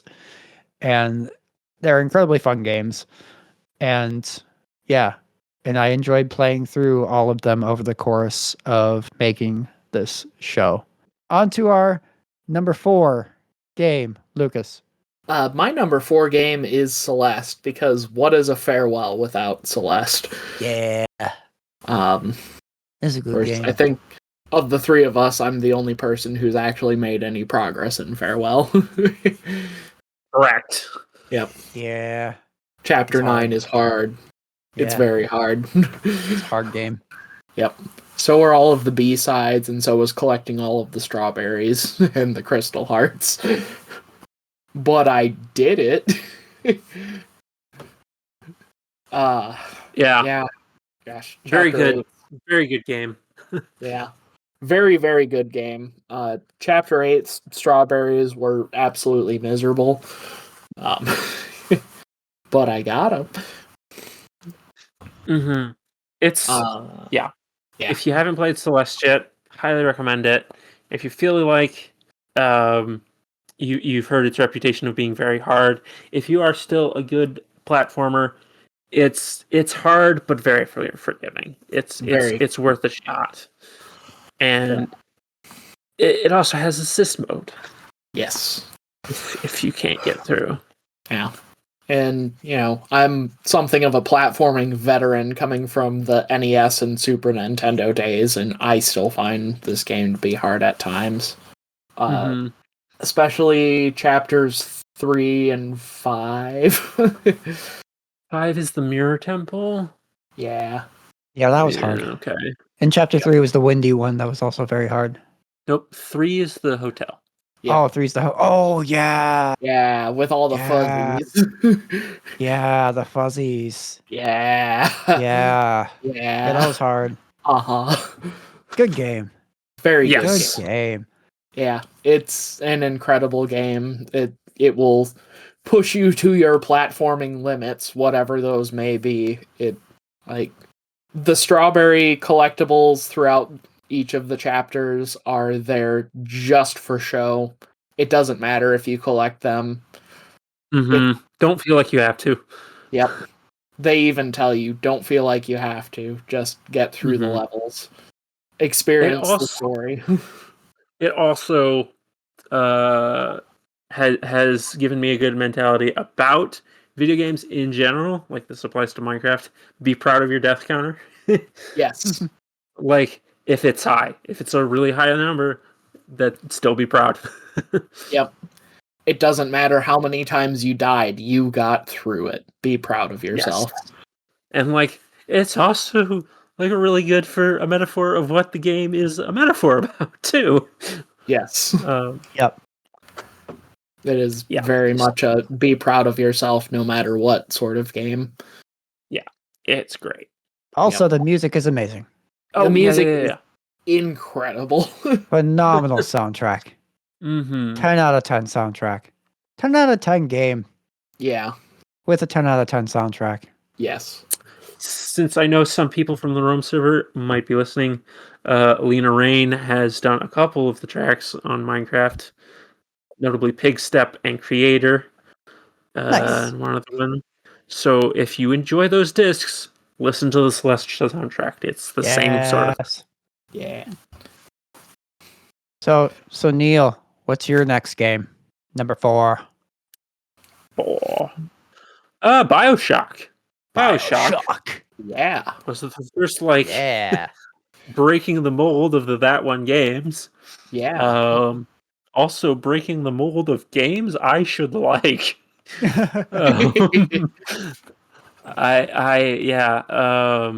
Definitely early on there was a bit of, like, in our more private conversations that we have in our Discord, me being like, why did someone pick BioShock? What idiot picked this? But no, I had heard of BioShock's story. I knew one of the twists. I was very happy to find out that the one twist I knew did not, if it didn't spoil it, but also it didn't fully encompass all of what happens in BioShock, of the whole mystery, the whole Atlas thing. I only knew part of the twist. Who Atlas was, I did not know. Yes. What Atlas was doing to the main character, I didn't know. But yeah, BioShock is a ton of fun. Definitely got a cool twist on the shooter mechanic with the plasmids and such. Yeah. And freaky world, but super interesting underwater city that's It's a cool environment that I actually just kind of like hanging out in. yes, indeed. Yeah. Yeah. Through Interesting, my like playthrough, I spent a lot of time smoking all the cigarettes and drinking all the liquor I could find. I definitely did not do that, but I definitely did look around for everything. But yeah, interesting theoretical like city of like the politics of it, like what would happen if we like went full on capitalism. Just Yeah. yeah. But yeah. Colin, would you kindly talk about your number 4? I see what you did there. I know, because I played Bioshock. Yeah, my next one is, well, it's another entire franchise that I played through during the course of us making this podcast. The Yakuza franchise. Yeah. It started out with just picking up the game Judgment on a Black Friday sale on a whim because it looked cool way back in Black Friday of 2022, our first year of the show, and ended up loving it, finding out that it was a spin-off of the Yakuza series and being like, oh, I should check out the actual Yakuza games. So I started with Yakuza 0 in January of 2023, and I think it was December of 2024 when I finished Infinite Wealth and was caught up with the series at that point. And then early 2025, last year, Pirate Yakuza came out. I didn't get around to playing it until December of this past year and finishing it early this year. But yeah, just absolutely love that series to death. Like Kazuma Kiryu became my all-time favorite video game character. Just being able to experience his story from start to finish like that. And just an absolutely inspiring character. Like, you want to talk about like a good male role model for young boys. I mean, kind of sounds weird to point them to a guy that's in a Yakuza family, but like Kazuma Kiryu, in spite, like, he's only in the Yakuza because that was the life that he was brought up in. He is like not like he is such a virtuistic, inspiring, good-hearted, kind character that is only ever like he leaves so he could start an orphanage, so he can take care of orphans and stuff. And it just God, such a I love this series so much. And like I said, Kazuma Kiryu School for Kids Who Can't Read and Other Stuff. Wait. But like I said earlier during our Hey Listeners section, it's like, yeah, there's a lot of games in that series. Yes, it will take you some time to get caught up with it, but like, don't feel like you have to do every little thing in them. You just play them. Just play them. That's it. Just play them. Do it. They're amazing. Start with Yakuza 0, or if you really want like a smaller, more contained commitment, then play Judgment like I did, and it has one sequel. So 2 games, and then you can decide if you want to pursue the main series, which you absolutely should, because it is incredible, and I'm glad I'm caught up with it now.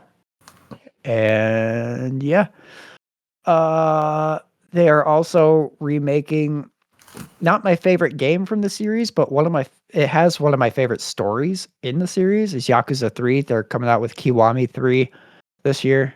and I'm excited for that. And it's got an extra chapter that delves behind one of the other characters in that game, kind of gives him some more backstory and stuff. That's completely new content that I'm really Cool. excited to get into.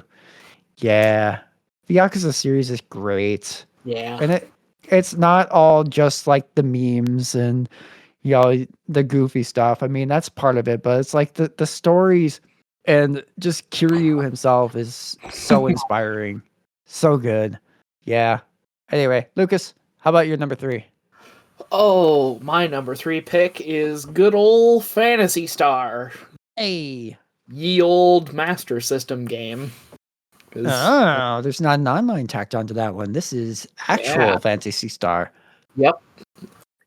I was very pleasantly surprised with how good of a game the original Phantasy Star was. And it often gets left out on even Sega collections, because Sega, when they release classic Phantasy Star stuff, it tends to be like Phantasy Star 2, 3, and 4 stuff on the Genesis, because I don't know why they don't really like acknowledging the Master System, but Phantasy Star 1 always seems to get left out. Yeah, it's interesting too because the Master System versions of Sonic 1 and Sonic 2 are better than the Game Gear versions, and Sega always includes the Game Gear versions of those games instead of the Master System. Yeah. Mostly for the they're better because of screen space more than anything, but yeah, they just have an adverse reaction to Master System games. Yeah, but I think probably the thing I want to point out the most, and I think I talked about this when I was playing through it originally for our What Have You Been Playing segments. The original Phantasy Star released, I believe, within like 1 or 2 days of Final Fantasy 1 for the Famicom. And it is might upset some people. It is a better game than the original Final Fantasy, in my opinion. The story is more concise. The gameplay and graphics of the game are so much more impressive than anything I've ever seen on the NES. And it's kind of a shame that the Master System is kind of an obscure console, even though it was produced by Sega of all companies. Just because of how the console was marketed. But like, the graphics on the Master System look incredible. That, like, just the color palette alone on the Master System is so much more vibrant than anything I have ever seen on the NES. And you don't see Nintendo games looking that vibrant until the Super Nintendo. And this is still an 8-bit console. And, like, yeah, the battle combat is sort of simplistic because, 8-bit RPG, but it's very sort of, I don't know, I guess Dragon Questy. It's kind of like Earthbound Zero's combat, which I've heard is kind of similar to Dragon Quest combat, where it's just sort of like that first person, you see the enemy in front of you, and really nothing else besides your stat boxes sort of combat. But, they were really ambitious with Phantasy Star 1. The dungeons in the game take place as first-person maze crawlers. You are navigating the dungeons in first person. Which is wild for an 8-bit RPG. And yeah, it's fantastic. And even though it does suffer from a lot of the same major flaws as Phantasy Star, namely, there's no sort of magic recovery items, and chances are you'll have to go to an inn or a hotel to recover your magic. because they forgot to give you items for that. But, as far as 8-bit RPGs go, like, Phantasy Star is one of the best that I've ever played. Granted, I've only played like 3 of them, and that's Final Fantasy 1, Phantasy Star, and Earthbound 0. So, like, that's my top 3 currently by default. I would still put Phantasy Star at the top of that, honestly. Probably Final Fantasy is a second, because, like, having a variety of classes to choose from is always fun, too. And Earthbound 0 being, it's one of the games I've ever played, but it's not nearly as bad as its reputation implied. It's a game that exists. Yep. And you know what all of those games have in common is that they are 8-bit console games. They're not bad. They're just 8-bit console games. Makes sense. Neal, what do you got for your number 3 pick? I have Link to the Past. Good game. Aha. Good game. Definitely loved this one. Was kind of thrown off by it. Like, I had played some Zelda games before, notably Wind Waker, and I thought it was fun, but I wasn't crazy into it. Link to the Past, however, being 2D, I immediately found that I liked it in the same way that I kind of like Super Metroid, of being like, you unlock something and then it opens up multiple different areas and you can kind of go which way you want. Like, it felt a little bit like a top-down Metroidvania. It had fun gameplay. It's simple. You don't have to get, super skilled at it. It's just a ton of fun. I need to check out some of the other games that are in that genre, like Link's Awakening and the Oracle games for sure. Yeah, definitely check out the Game Boy Zelda games because they are fantastic. Yeah, definitely want to do that anyway because we've mentioned doing a shuffler, a Magic Box shuffler with those Link to the Past and Game Boy games. I have a feeling that'd be a ton of fun. But yeah, Link to the Past. There's a reason why the game has the reputation that it does, and I definitely think that it has aged better than Ocarina of Time. Yeah, that's fair. Yeah. But yeah, I will stop talking before I make any other hot takes. Colin. Yeah, I don't think that's a take.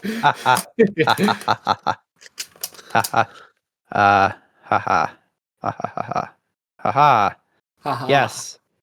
My number 3 pick is Chrono Trigger. Understandable. Yeah.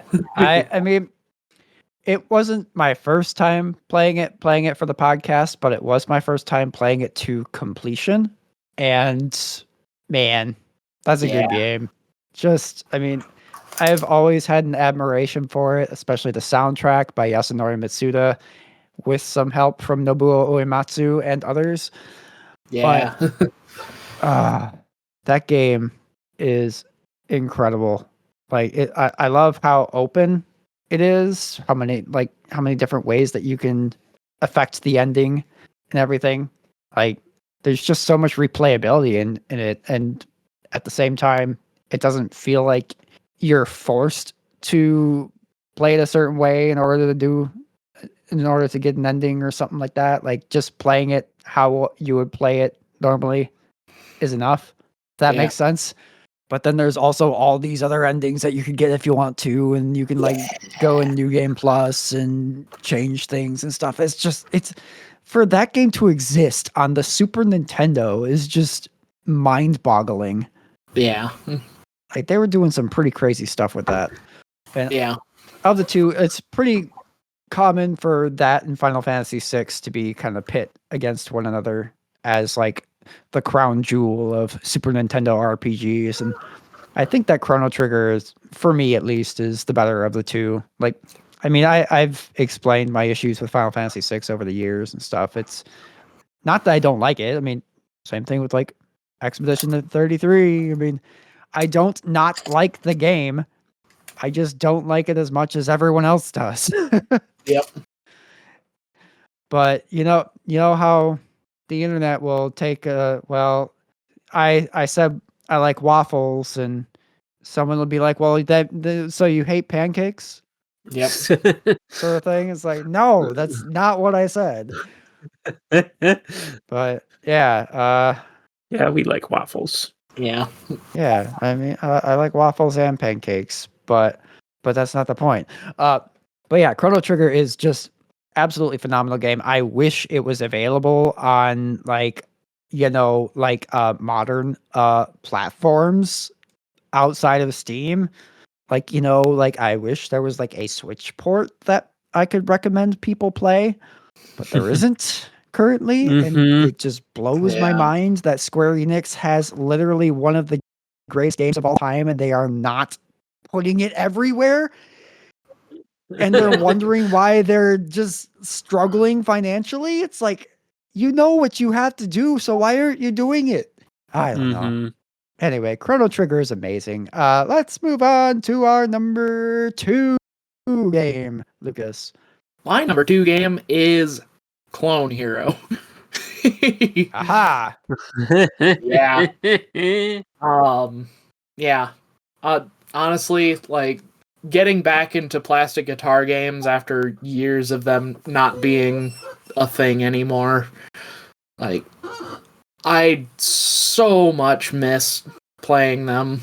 Like just like I said, it's like Clone Hero or earlier in the episode, like Clone Hero has become my favorite game to just kind of pick up and play whenever. Like it's really easy to just turn through a couple of songs. I mean, a lot of them have been, sort of the or I've got some favorites like that chart for Centipede by Cosmic Latte. That was an experience. Yes, that is still one of my absolute favorite charts to play through. That was really just goofy. because of this. Yeah, I love the stupid tap trills. They're so much fun. Yeah, that was fun. And not even like meme charts like that, because that's sort of a memeified version of Centipede by Knife Party. Because the regular version of that song doesn't have the stupid long trills in it, but the stupid long trills are so much more fun to play than the regular version. So, yeah. But just like it doesn't even have to be like serious tracks either. Just like I've got the King of the Hill theme, Yahoos and Triangles. I've got the Bluey theme, which is so much fun to play because it's got a bunch of tap notes in it for all the different instruments. Thomas the Tank, or the theme from Thomas the Tank Engine and Friends, but it's if it were written by Rings of Saturn, originally by KMac 2021 on YouTube, and it's hilarious to play through. Or even just like songs from the old Guitar Hero wish list back in high school, or I guess anachronistically from high school, because I've gotten into death metal, specifically the band Death and other metal made by the band Death. But like, as soon as I got into Clone Hero, one of the first songs I tracked down was Zombie Ritual, because of just like, that's such a fun song to play. Tremolo picking for days. Yeah, maybe one day you'll also be able to like play songs by this little underground, lesser known Vocaloid artist called Delicious Morsels on Clone Hero sometime. Yeah. I know a guy that might be able to supply the multi-tracks for that. Ooh, that would be cool. Yeah. Because if I've got the multi-tracks, then that means that I can get proper like track muting with missed notes and whammy distortion and star power and whatnot in that. Mhm. Yeah, that'd be cool. I really would like to try and get into Moonraker to start trying to chart stuff of my own, but I feel like there's probably some barrier to entry in that, like, I'm not even sure where to start with some of that sort of stuff. I dabbled with making custom Guitar Hero charts way back in the day. It's not too difficult. Yeah. Like a lot. I mean, knowing how to play songs helps. Yes. And yeah, that's one disadvantage that I have, is that like my only instrumental experience is with viola, which is yeah. Yeah. Yeah. It's its own little weird thing in the string family that plays on its own little special little clef, because pretty much nothing else ever is on alto clef. Yeah, it would be fun to, give that a try. But yeah, there's such a huge community built around Clone Hero and just charting out all sorts of songs for it, and even some meme charts of some sort, or of various sorts. But yeah, plastic guitar rhythm games are definitely making a comeback. Yeah. Kind of thanks to Fortnite Festival and Yay. PDP with the Riffmaster controller, and Crack with their Les Paul controller, and the SG controller, and they're working on a new drum kit controller. Yeah. We are so back. We are so back, and I am so excited for plastic instruments. Me too. Neal, what's your number 2 game?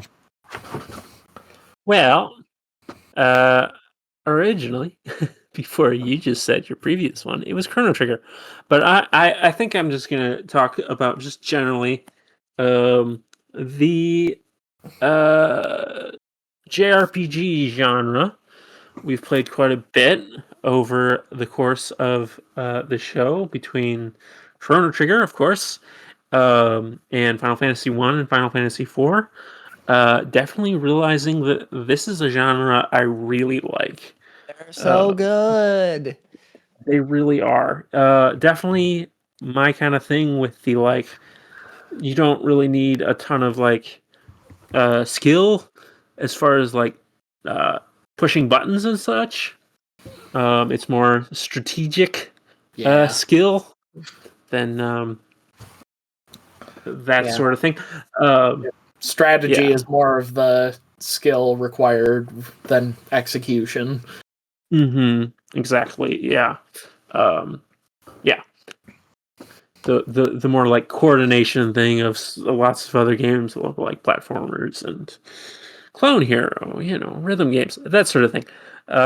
But yeah, I definitely, it's like a thing that it should be like, obviously, because I loved the Harry Potter Game Boy game that I had as a kid, and that was just Final Fantasy with Harry Potter stapled over it. It was definitely a thing of growing up kind of poor. When I did get a game for my Game Boy, it was like, this has got to be a game I really want. And, there's a lot of Sonic games on the Game Boy Advance, and those ended up being the ones I would go for when I got to pick. And then other times when I'd get some, it would be a gift, and maybe they didn't really know exactly what to get me, so I got something kind of weird. But yeah, JRPGs are very good. I definitely find that, like, I would love to play more of these, but now that I have the money to pay for games like this, I don't have as much time to play games like this. So it's a bit of a catch-22 of, like, I have the ability to do this, but the reason I have the ability to do this to pay for it is because I have less time than I did as a kid. So, Yep. which is just video games in general. Yeah. Yeah, I am definitely going to be checking out some of the other Pixel remasters. I was planning on doing that anyway, but just got the barrier of entry lessened. Yeah. Yeah. Um, Thanks I'll to a leave very that. generous gift from Colin. Yes. No more excuses. Yep. Yep. Yeah, I'll probably finish up Portal and jump into one of those as The my Switch other. version is also really, really fun because the second you plop the cartridge in, it pukes out 6 icons onto your home screen. I love it. That's great. I love it so much. Well, I already have 2 of them, so that should be interesting. I don't know exactly how that works. So you'll probably just get 4. I mean, it'll probably only move get the other 4. 2 up to the front again. Yes. Yep. Yep. Yep. But you'll Yep. get 4 new ones. Yeah. Less cool. Yeah.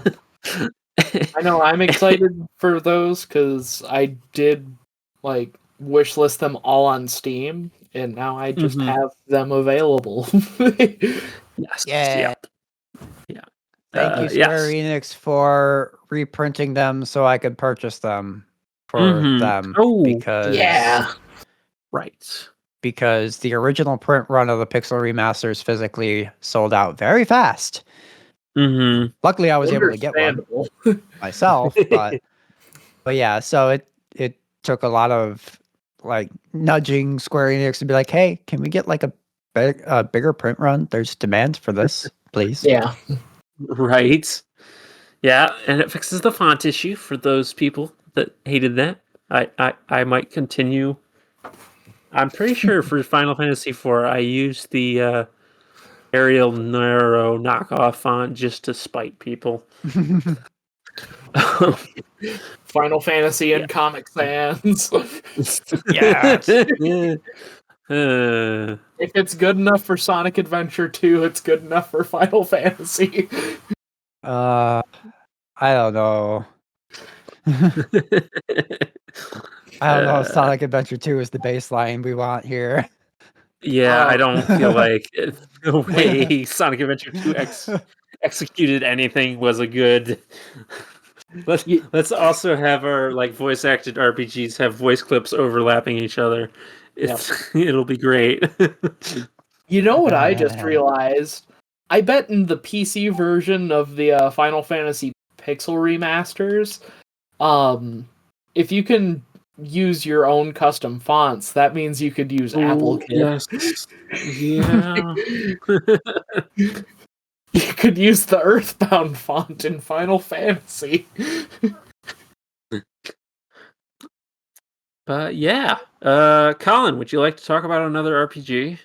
Yeah, I would. I love talking about those. How'd you know? You're not looking at this document where we have all our games written down, are you? I am, but I probably would have been right if I guessed too. Probably.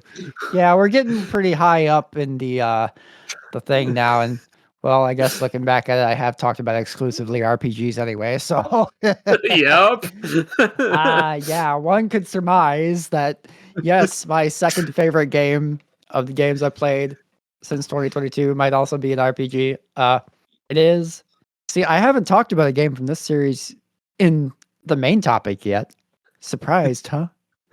Well, now, my number 2 pick is Final Fantasy VII Rebirth, the second game in the remake trilogy that is still just 2 games because the third part's not out yet. But yeah, I'm pretty sure this was my game of the year for 2024, if I recall correctly. Or it was a runner-up to another very specific game that I'm not going to talk about right now. Actually, yeah, I think that's how it shook out. Anyway, Final Fantasy VII Rebirth. God, amazing game. I spent 94 hours in it, I think. Something like that. Or maybe did I top 100 hours in that game? I might have. I don't know. But Yeah, that game though is another prime example of completionist mindsets ruining games for people. There's nothing wrong with that game at all. So it has a lot of mini games. Who cares? Outside of the ones where they just ask you to try them during the story, you don't even have to touch them. You don't have to go for high scores. You don't have to do anything. All those side quests, you don't gotta do them. If it's gonna ruin your experience with the game, then don't. It's simple. Yep. As for me, I really enjoyed them. I enjoyed the mini games, except for one that involved a chocobo. Wow. It's always the chocobos. Yeah. It's always the chocobos. I blame them for Final Fantasy X. I blame them for Final Fantasy VII Rebirth. It's always the chocobos. It's their fault. Big giant birds. Then they got that little hot and cold mini game in Final Fantasy IX. Actually, no, I kind of like that one. Anyway, but no, Rebirth is incredible. The story does exactly what it was supposed to do as the middle part of a trilogy. People gave it a lot of issues because it kind of meandered and stuff a little bit here and there. They were expanding a spot that in the original game was not that long, because remake part 1 was the first like 6 hours of the original game, and then Rebirth only takes up the rest of disc 1 of the original game. So they still have all of disc 2 and disc 3 that part 3 is going to encompass, basically. Like, so for Rebirth to do what it did with that just small amount, same thing that the way that remake did with the small amount, just the Midgard chapter and stuff, is great. It expanded on a lot of areas and stuff. It gave a lot more character development to all of the cast, which is still to this day one of the best RPG casts ever put together. And then it ends exactly where you know it's going to end. That is going to pick up exactly where you know it's going to pick up in part 3. It was great. I didn't really, actually, I won't say I didn't care for the final boss. It was just very exhausting, and I died, and the retry prompts were very confusing, and I pushed the wrong one on accident and had to restart the entire final boss fight. And that was frustrating, but Sounds it didn't like me ruin the with whole my game for Dr. me. Wily stages. But it didn't ruin the whole game for me like the Sonic Superstars final boss. Right. Because the boss fight is like, it's not bad. It's just, it is a test of endurance. It's like 3 phases and it just goes and goes and goes. But yeah, but the Rebirth is amazing. I loved it. I loved talking about it for 6 hours with Jazzy in a podcast that we had to split across 2 parts because we talked about it for 6 hours. This is a great game, and I can't wait for part 3. And that's one thing that makes me a little bit sad about about ending the show after this episode, because I won't get to talk about part 3 when that's out on the show. But Unless we'll see. Anyway, yeah, so now we are on to our final pick of our final episode. Lucas, what's your favorite game that you played since we started the podcast? Yeah, this one's sort of a callback all the way to episode 1, where we talked about our top 3 favorite games, and I said one of mine was Metroid Prime, and then we got Metroid Prime Remastered. We sure did. Yeah. That game rekindled my love for Metroid Prime, honestly. You know, the year that came out, I somewhat famously put almost 60 hours into the game, trying to grind down my personal best to sub 3 hours, which I'm so happy that I actually managed to pull that off, because that was a challenge, all right. Yeah, it is, unless you are willing to force yourself to learn GameCube controls, probably the best way to experience Metroid Prime 1. And it makes me sad that we haven't gotten something similar for Metroid Prime 2 or Metroid Prime 3 yet. Right. Where are they? Yeah. Honestly, especially Metroid Prime 3, because that game was exclusive to the Wii, so you didn't even get an option for GameCube controls. Everything is Wii motion controls, and when we were doing that one game, Metroid Prime, I fired up my Wii U so that I could play Metroid Prime Trilogy, and man, those motion controls did not age as well as I thought they did, and Prime Trilogy might not be the best way to play Prime 2 and Prime 3, or at least Prime 2. So, it'd be great if we got remasters or at least re-releases of Prime 2 and Prime 3, because they're sorely needed, and especially now that we have Metroid Prime 4 Beyond and Metroid Prime Remastered. Why don't we have the two games that take place between them? Yeah. Yeah, it's a fun game for casual play. It's a fun game for speedrunning, even. It's like it's a fun challenge just to try and get sub 3 hours on the natural route for the game. It's by no means like world record pace or anything, but it is a solid challenge to try and get to. Also, like, you know how I mentioned earlier that like the amount of times that I've 100%ed Metroid Prime is once. Yeah, that was done on Metroid Prime Remastered. Yeah. Yeah. Just because it's so much more forgiving of a game to try and do that sort of thing on. Like, the classic GameCube Metroid Prime, like, I have a particular fondness for it specifically because the revision disc of the game that I own is the most speedrunner friendly. Like, I have the speedrunner version of the game. I might as well learn speedrunning tricks on it. So, like, that changes the way that I approach Metroid Prime on the GameCube versus a more modern release of it. And yeah, like, going to Metroid Prime Remastered versus playing it on my GameCube disc, it's like playing the game for the first time again.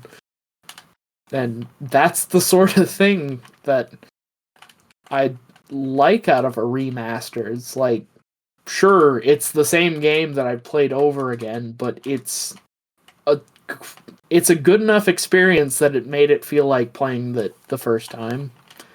So I think Metroid Prime Remastered just kind of hits that perfectly.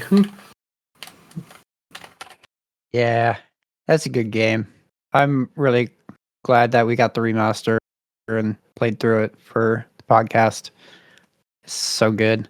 Yeah. Neal, what is your number one game that you've played since we started the podcast?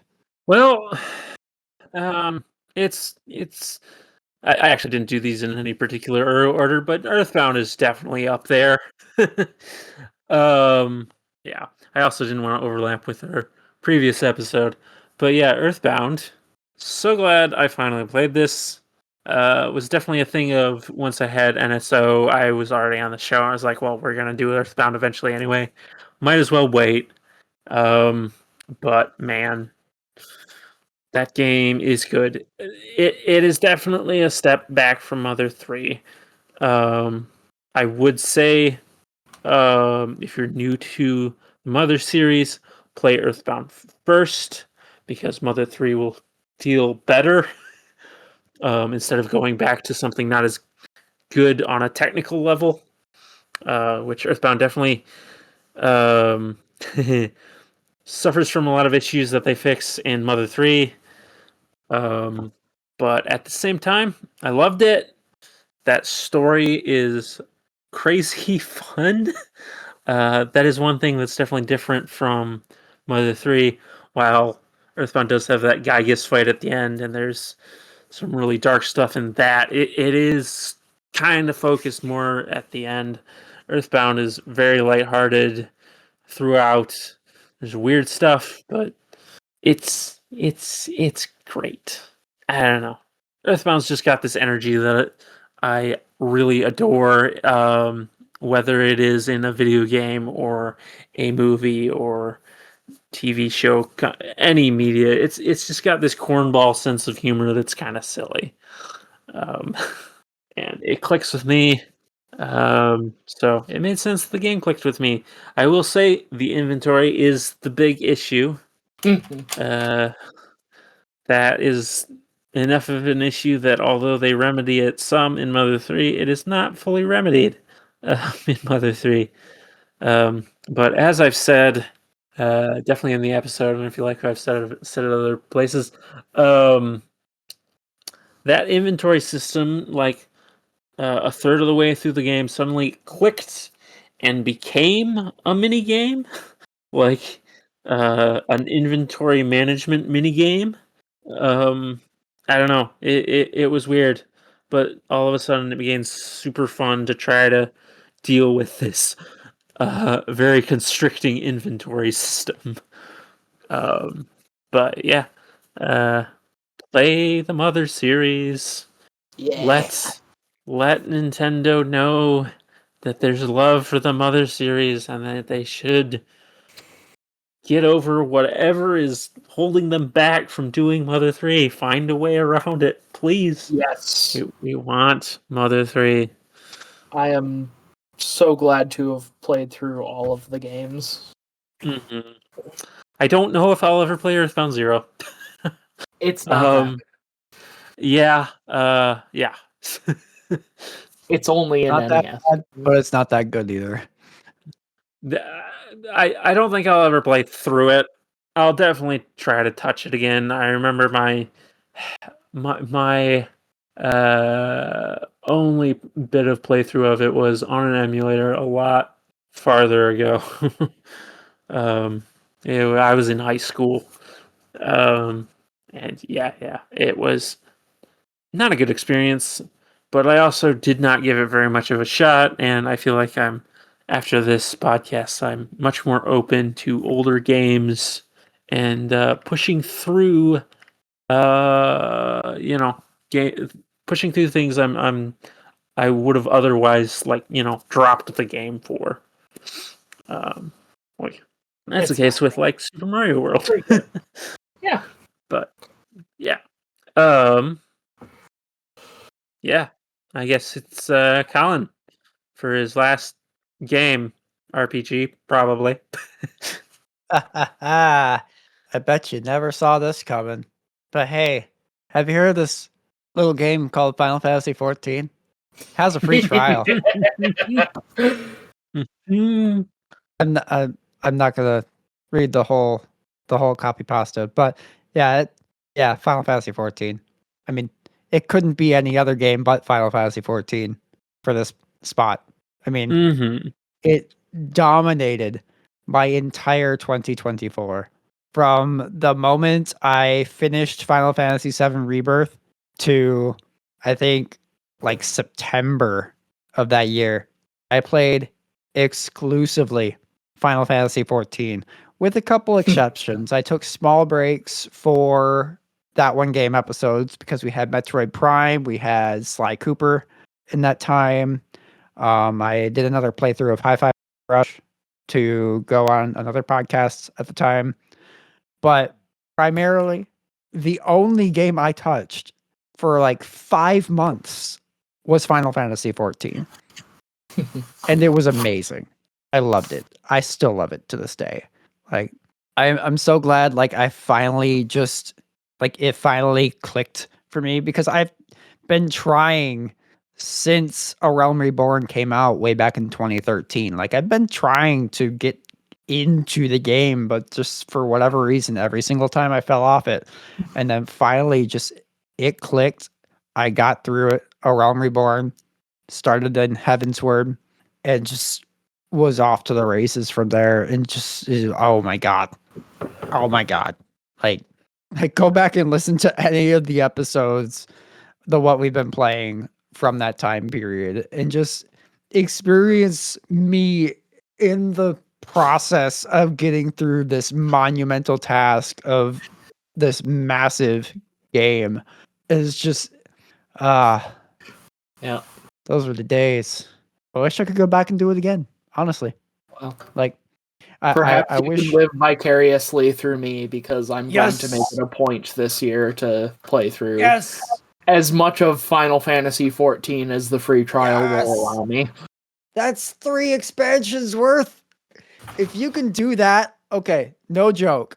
And I know we don't have like a podcast anymore for us to hold accountable to anymore. But like I'm saying this on our final episode. If you get to the end of the free trial MSQ, I will pay for your sub for as long as you are willing to continue playing that game. Dope. Just throwing it out there, because once you get to the end of Stormblood, if you don't want to continue into Shadowbringers and Endwalker, you're insane. Yeah, So- probably. Just throwing it out there, a final episode declaration. And Neal, you know what? This goes for you too. Just throwing it out there. I was gonna say, if we do this as a group, I might Just- join in. Just throwing it out there. Anyway, Your PC should handle it, Neal. but yeah, just what a game. It's Mm-hmm. It's so good. I love Final Fantasy 14. Like literally rewired my brain.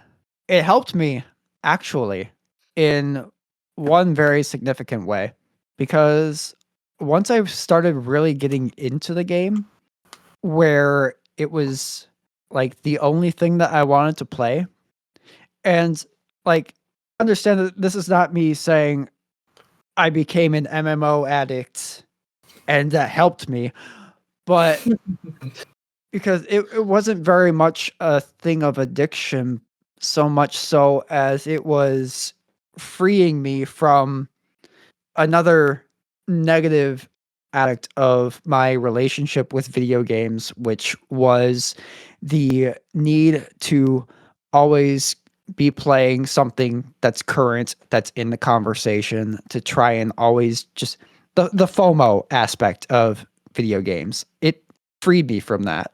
Like literally once I got deep into 14 and just started focusing on that, I was like, you know, there's a game that's pretty highly anticipated that's coming out this month. Normally I would be like, well, I have to play this so I can talk about it and so I can be part of the conversation. Like I have to play this. It's like, you know what? No, I don't think I will. No.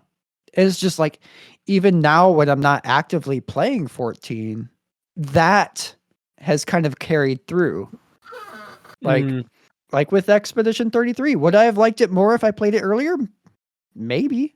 But like when I made the decision that I was going to buy a physical copy of that game, I was okay. Well, physical copy sold out. I guess I don't need to play this game right now. So I didn't. I waited until I got a physical copy. And then that copy came in. I didn't have time to play it, so I waited till I had time. Like, so like it's like I say this all the time, but like when people say that, well, this thing changed my life and stuff, you know, a lot of people, they'll say that in a very hyperbolic kind of way, which is fine. I mean, if you experiencing something for the first time is like, well, it opened me up to like a new style of music or something. I mean, I guess that's technically a life-changing event, but like, it's not like changing your life. Where like when I say Final Fantasy 14 changed my life, it literally freed me from FOMO. And yeah, so it changed my life. The same way that when I talk about Vocaloid, how Vocaloid changed my life, it literally gave me the means to be heard, for my music to be heard. It changed my life. Like, yeah. Like, so there are things that when I say that, like, I mean it in a literal sense, not so much a hyperbolic one, if that makes sense. And then there's also things that'll be like that. Even I will say it was like, well, this thing changed my life, and it will be a very hyperbolic kind of thing. Obviously, everybody says that stuff. Yeah. But like with things like Final Fantasy 14 and Vocaloid and stuff, like I mean that very literally when I do say that they changed my life, because they actually changed something in my life, like physically. Yeah. But yeah. So, I mean, I guess also with that said, I mean, again, there is no other game that could have been in this slot for me but Final Fantasy 14. Fair. I love that game. But that is it. That's the end of this segment. Now, we have one more segment to kind of blast through before we say our farewells. It's our weekly link to the past. And we have something a little bit more exciting to talk about on this one. Releasing 28 years ago in Japan on the day this episode goes live of January 21st, but all the way back in 1994, Wario Land, Super Mario Land 3 for the Game Boy. Wario's introduction. Well, it wasn't his introduction, it was just his first actual game, because he was actually introduced as the antagonist in Mario Land 2. But then they were like, hey, what if he just had his own game and it was Mario Land 3? I feel old. Yep. I Yep. don't think your math checks out. Was it more than 28 years? I might have hit the wrong thing. I got all I messed think up. so, because I was born in 95 and I'm turning 31 this year. Right. It was more than... Oh, yes. Yeah, I 32. mathed that wrong. Oh my god, that makes me Even feel more older. years. Right. Yeah, 94 to 26. Yeah, that's... Yep. It's already bad enough that seeing this week's Link to the Past made me remember that I got to play a demo of Super Mario Land 4, Wario Land 2 in Toys R Us. Yeah. On a demo Game Boy Color, and God, I feel ancient. Yep.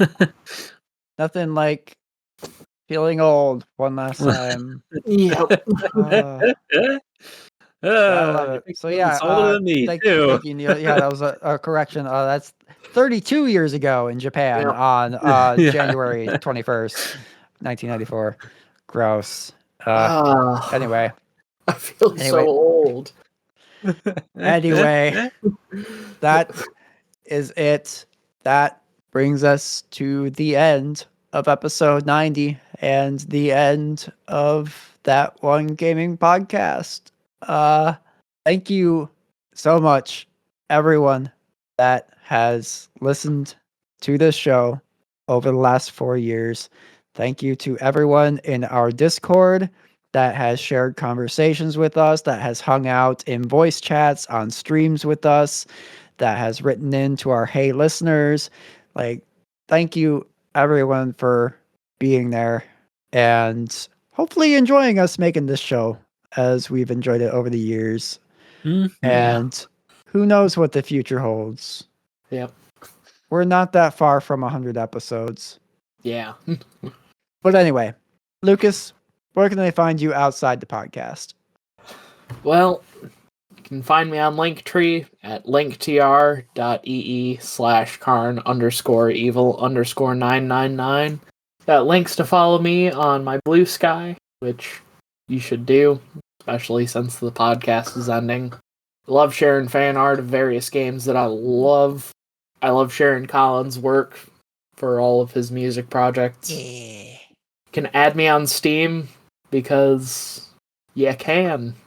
You know you want to get notified that I'm playing Mega Man. You can spy on him and see if he has any weird things in his library.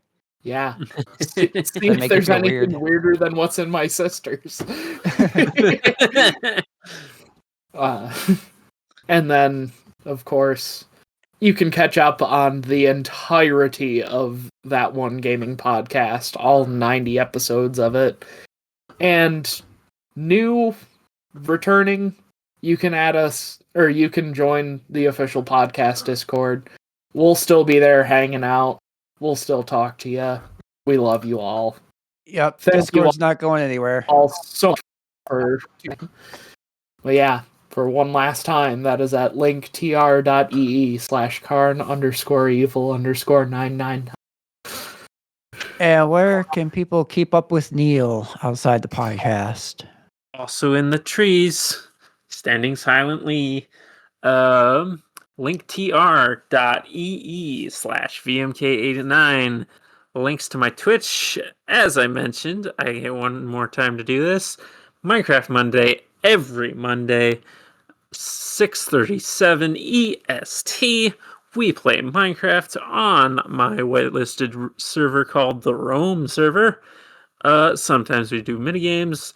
Sometimes we fight withers. Sometimes we fight 3 ender dragons at the same time. But yeah, it's always a good time. Join me there. I plan to do that as long as I can. But yeah, on top of that, there's a link to the Discord, and I'll just let you hear whatever Lucas said. Just insert that here in your head.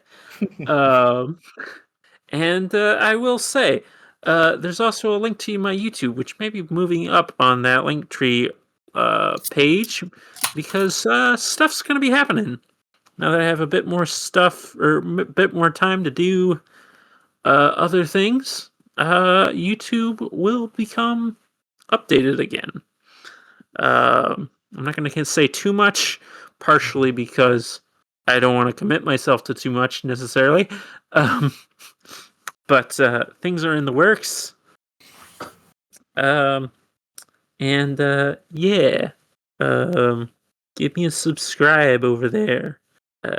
And I also wanted to quick mention, I will still be slowly upgrading the backlog, uploading the backlog of the podcast to Delicious Morsels Gaming. Go ahead and subscribe over there. Some of these are just going to be basic episodes. I just more want to make them available in that method if that's how you want to listen to podcasts.